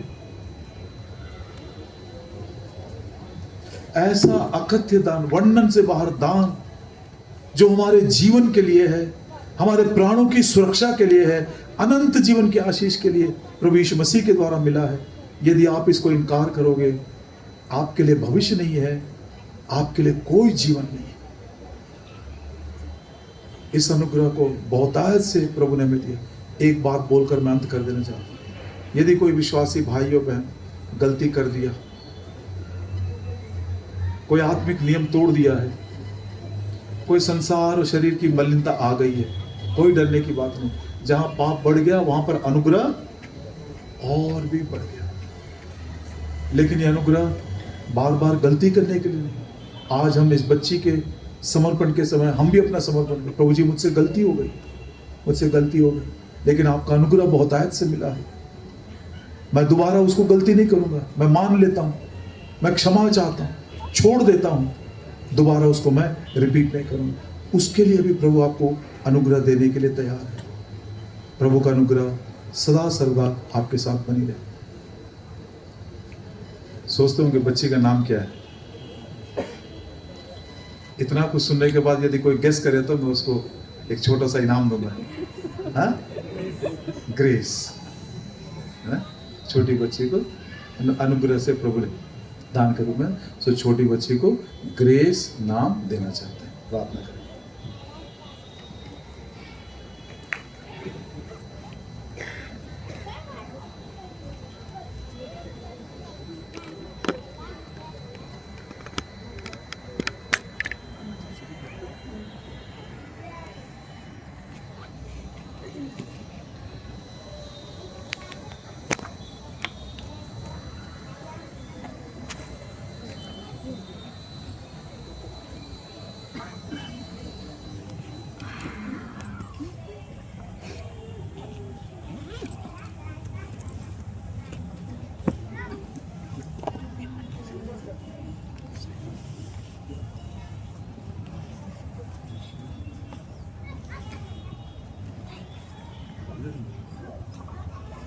आएगी मेरे पास?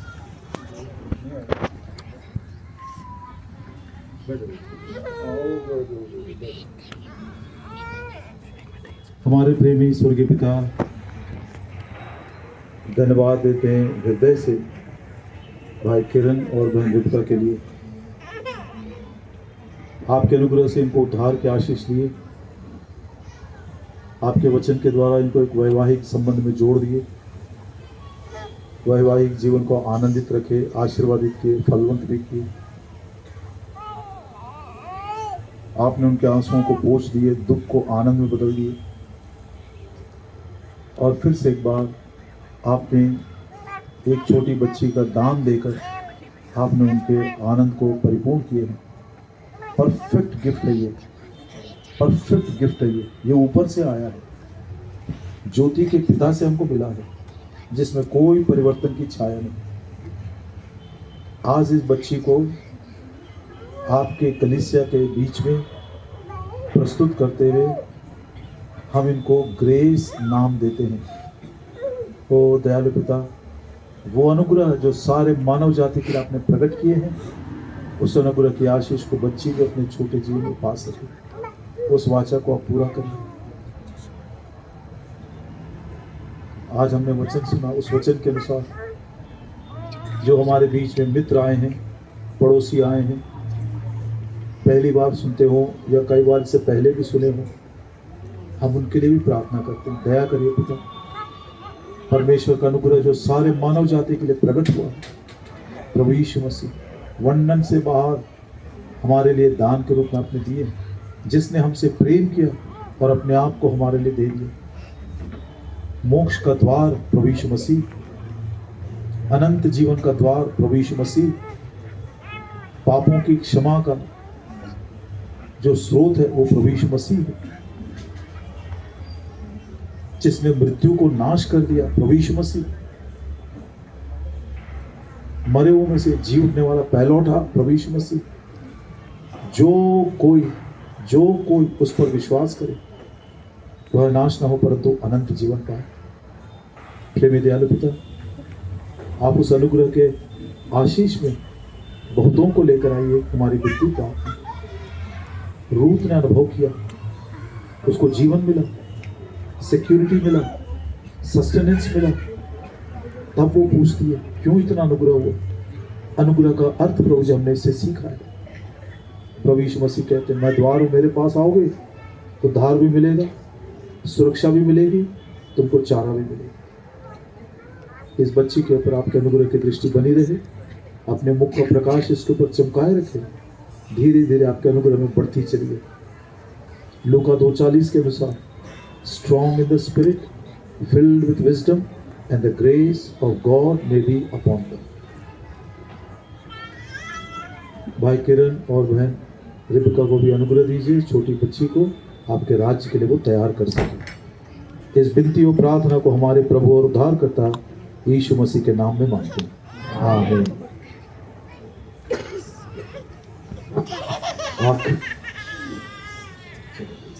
आखिरी प्रार्थना और बेनेडिक्शन बाय यशवंत।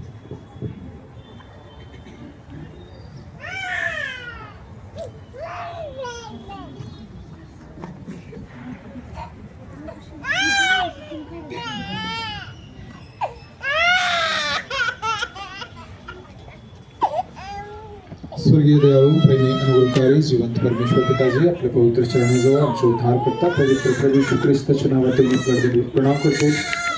आभारी आहोत आपली दया कृपा आपण मला दाखवली, विशेष किरण दुःखासाठी आपण आपली कृपा दाखवून जे लेकराचं दान प्रभू आपण दिलात त्यानिमित्ताने आपलं वचन प्रभूजी आपण ऐकलेलं मनापासून आभारी आहोत। जितक्या लोकांनी देवा आपलं वचन ऐकलेलं आहे, देवा आपण किती मोठं दान आमच्यासाठी प्रभू सर्व जगासाठी दिलेलं आहात।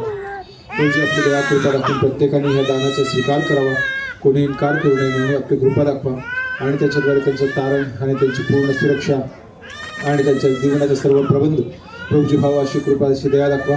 देवा सहाय्य करा प्रभूजी, लेकराला आपल्या हातामध्ये घ्या, चांगलं आरोग्य द्या प्रभूजी, पूर्णतेने आपण सांभाळ करा, जे नाव दिलेलं आहे ग्रेस त्याप्रमाणे आपली कृपा दाखवा। देवा सहायता करा, अद्भुत कार्य करा प्रभू। जितके लोक आपल्या चरणाजवळ आले आहेत सर्वांना आपण आशीर्वाद करा, कोणी खाली हाताने जाऊ नये, कृपा दाखवा प्रभू। भोजन समिती आशीर्वादच करा, सर्व काही आपल्या गौरवासाठी होऊ द्या। आपल्या दासांना आमच्यामध्ये घेऊन आलात, मनापासून आभारी आहोत प्रभू। आपण दिलेलं सर्व वचन आपण आशीर्वादच करा।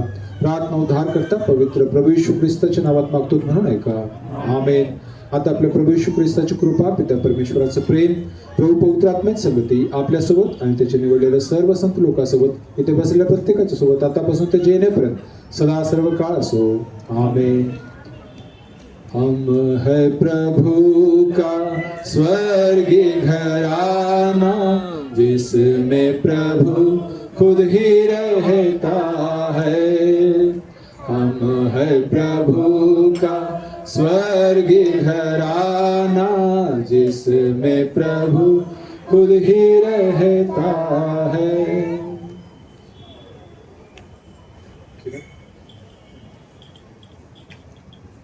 किरण कुठं?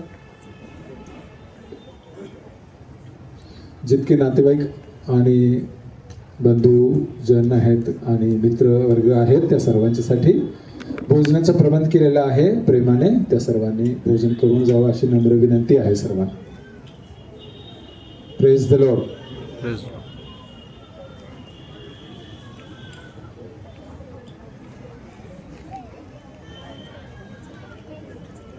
जेवणाचा प्रबंध इथंच आहे, तुम्हाला इथंच भोजन वाढण्यात येईल आणि ज्या कोणाला भेटायचं आहे त्यांना तुम्ही इथंच भेटू शकता। इथंच आपल्याला खाली बसून, जे कोणी खाली बसू शकत नाही त्यांच्यासाठी चेअरचं प्रबंध आहे, त्यांनी चेअरवर बसू शकतात।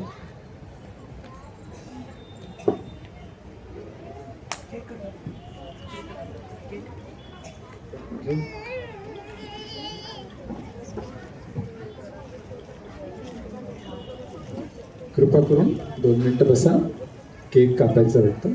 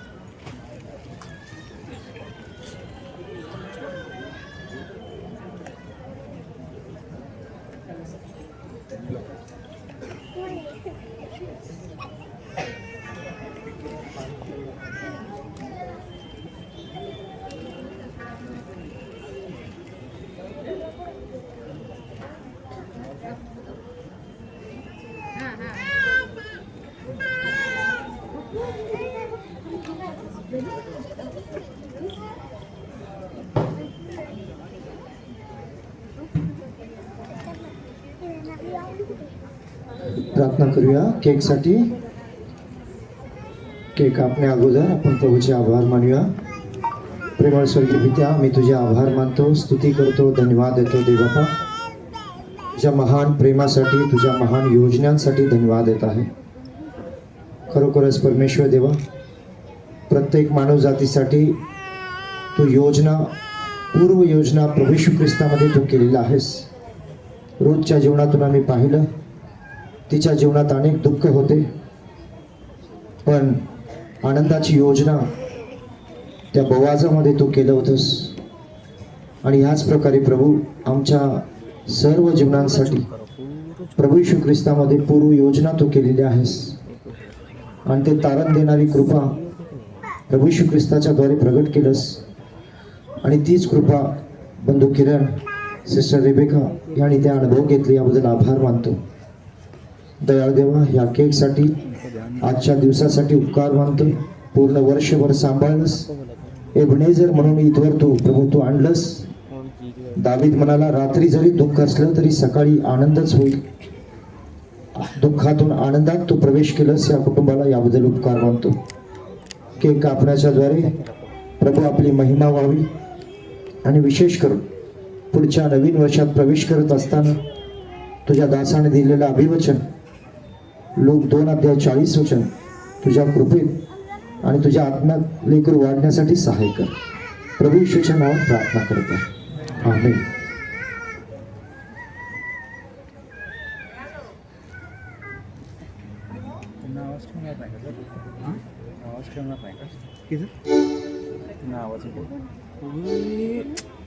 बोल के सोचा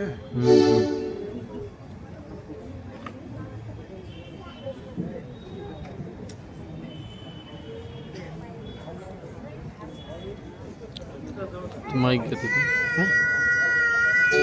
धाड़ झुमट करो ओके ओके ओके ओके बस. हाँ, ये 4 दिखना बस बस बस बस. नहीं, ये दो दिखना बस. ओके, ब्राइटनेस थोड़ा हाँ ओके.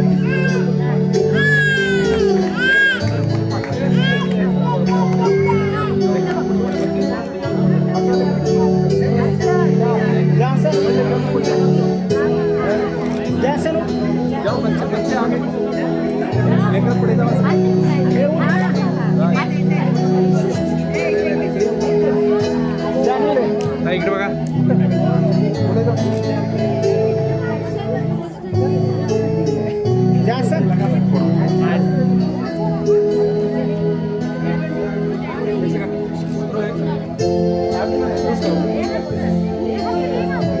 ओरडेल ती.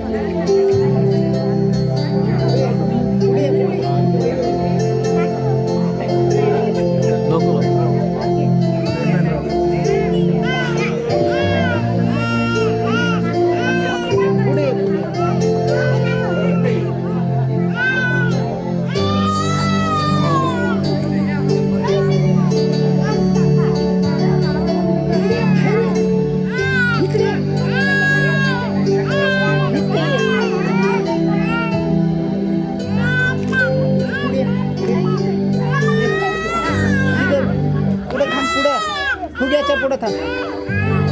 Happy birthday to you. Happy birthday to you. Happy birthday, dear Grace. Happy birthday to you.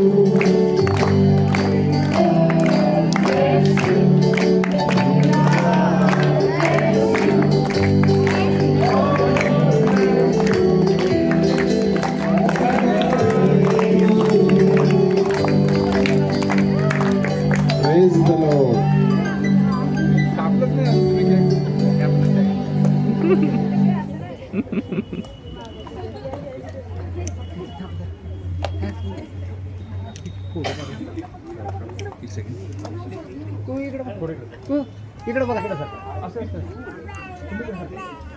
असं बघा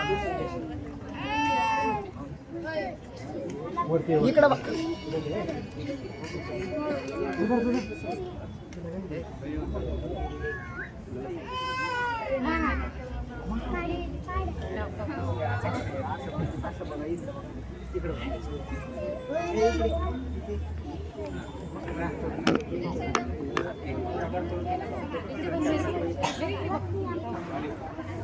तुम्ही दोघं समोर बघा माहिती आहे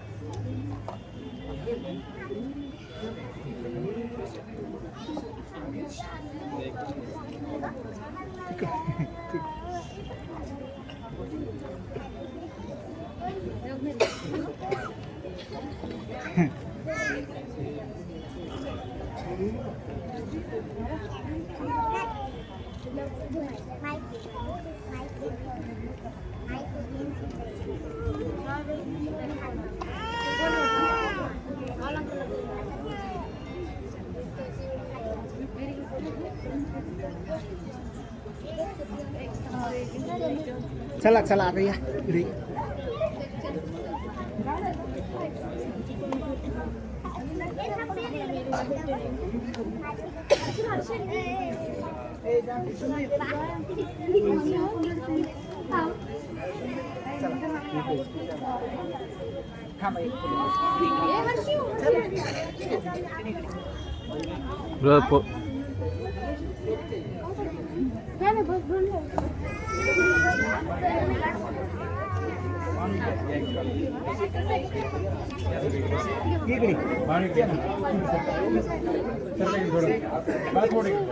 समोर बघा तुम्ही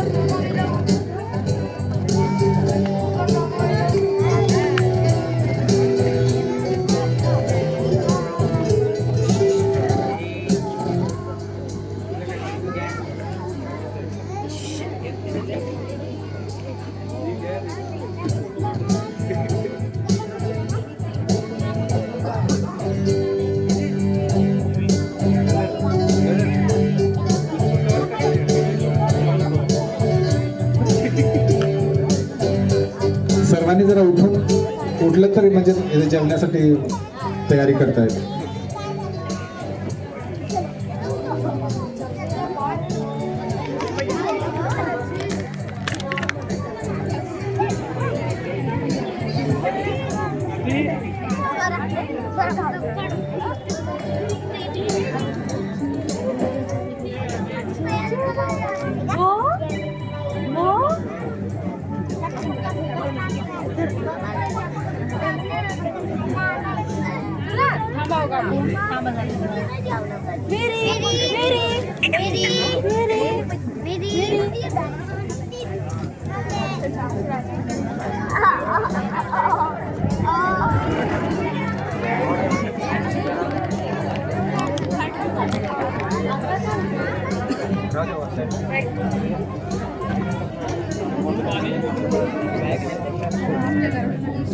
थोडं ताई एक मिनिट घ्या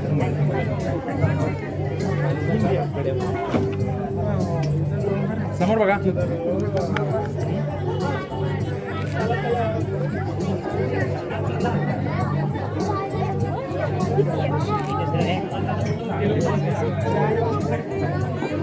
बंटी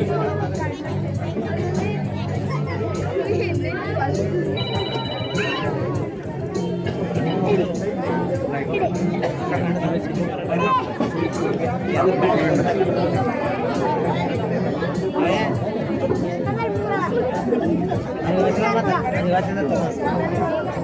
ज्या कोणाला भेटायचं आहे आणि काही गिफ्ट द्यायचे असेल त्यांनी समोर येऊ शकतो.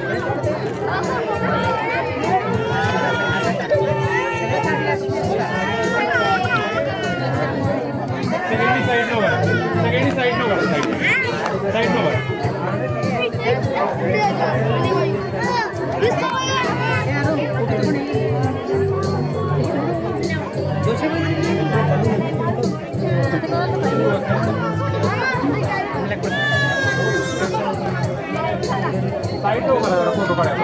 सगळ्यांनी साईड लो करा. दोन साईड लो करा.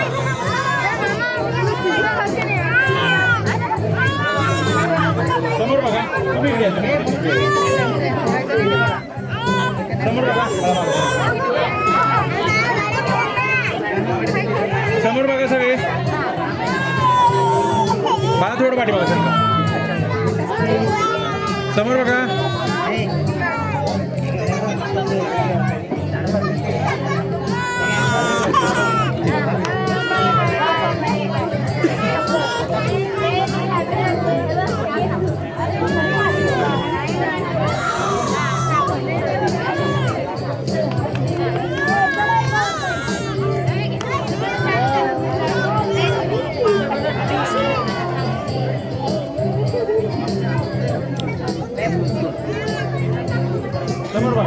तुम्ही उचला. समोर बघा.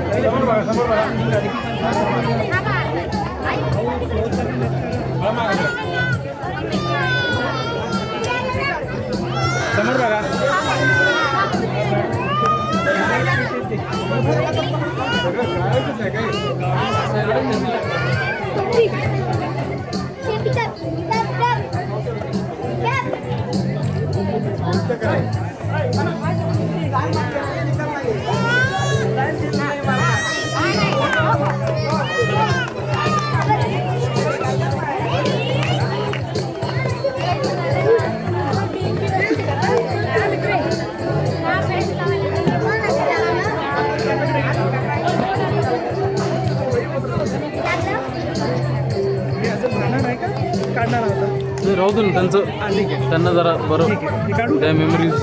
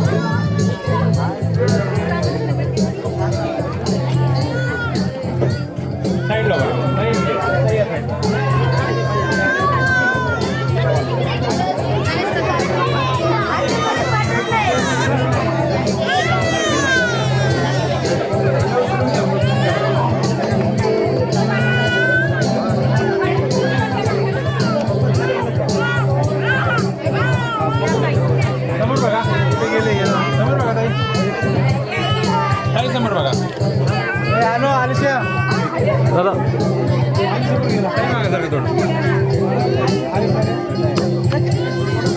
थोडं समोर जा दादा. क्लोज जरा क्लोज जरा. समोर बघा. जेवणासाठी तयारी होत आहे. थोडंसं जागा द्या.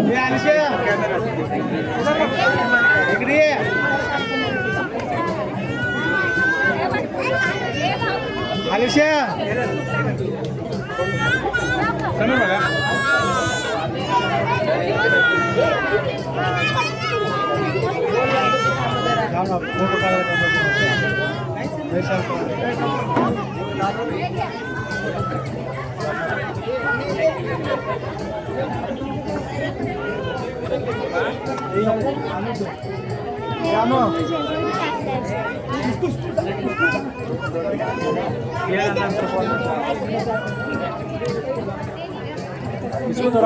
खाली दरी टाकलेली आहे, बसून घ्या जेवणासाठी. ज्यांना भेटायचं भेटून घ्या, ज्यांना जेवायला बसायचं त्यांनी जेवायला बसू शकता.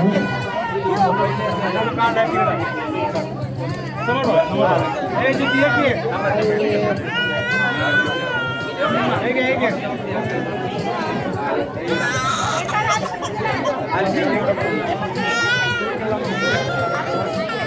समोर बघा, समोर बघा.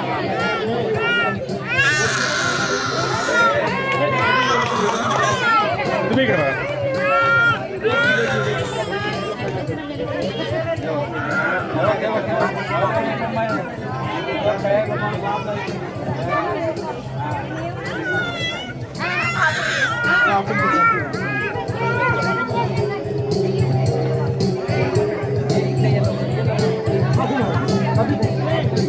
बंटी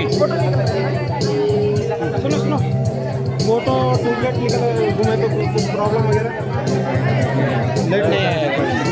लाइट बंद नहीं लाइट चालू है. नाही एक काम करू समोर बघा, समोर बघा, समोर बघा.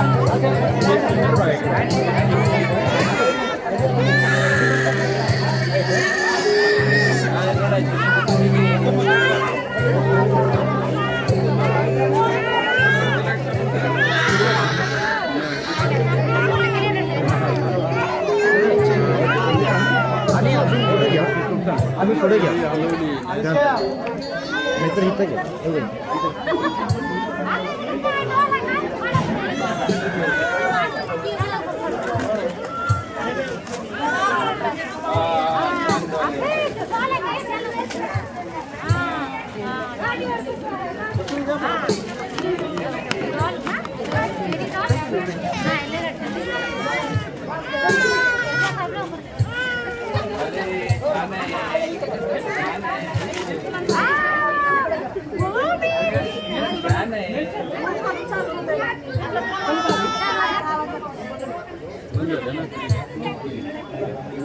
डबल कार्ड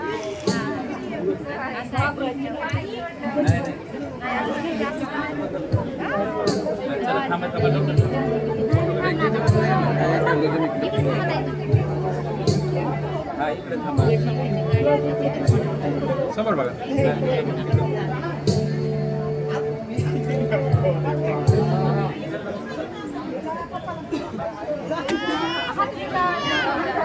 नाही हात लावू नका आता.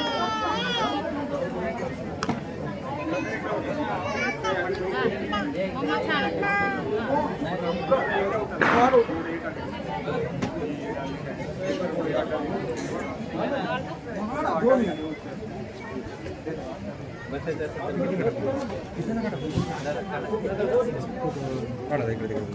समोर बघा. ताई इकडे बघा. ताई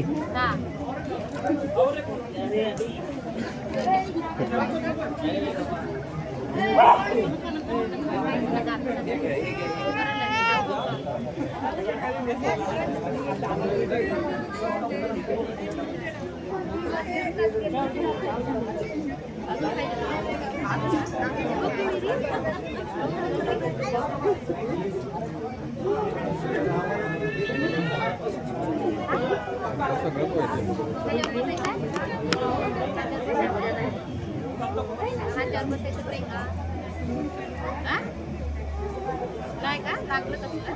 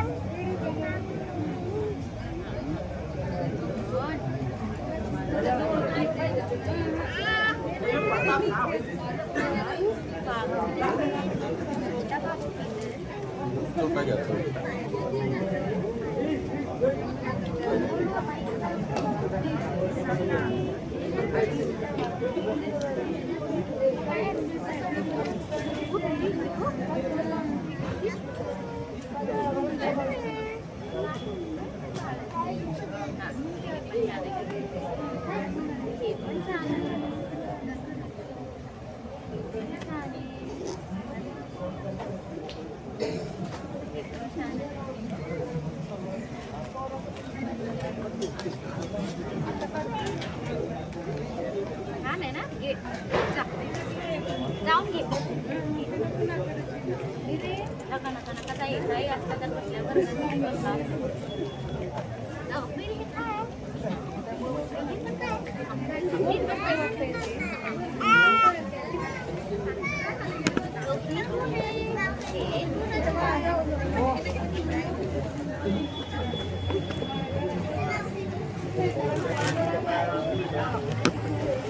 काय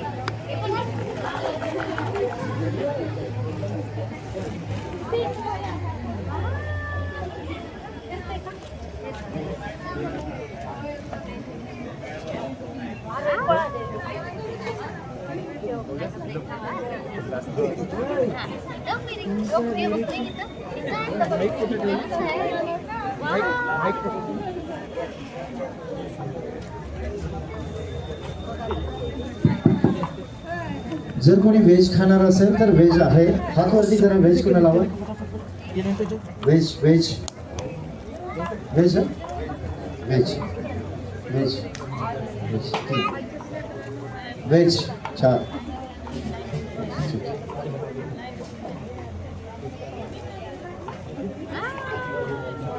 छान आहे ना.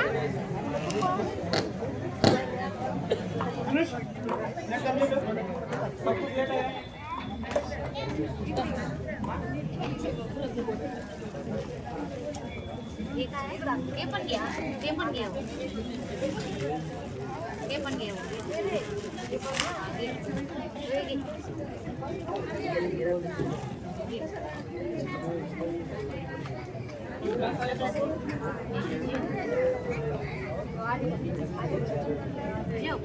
जेवण कर.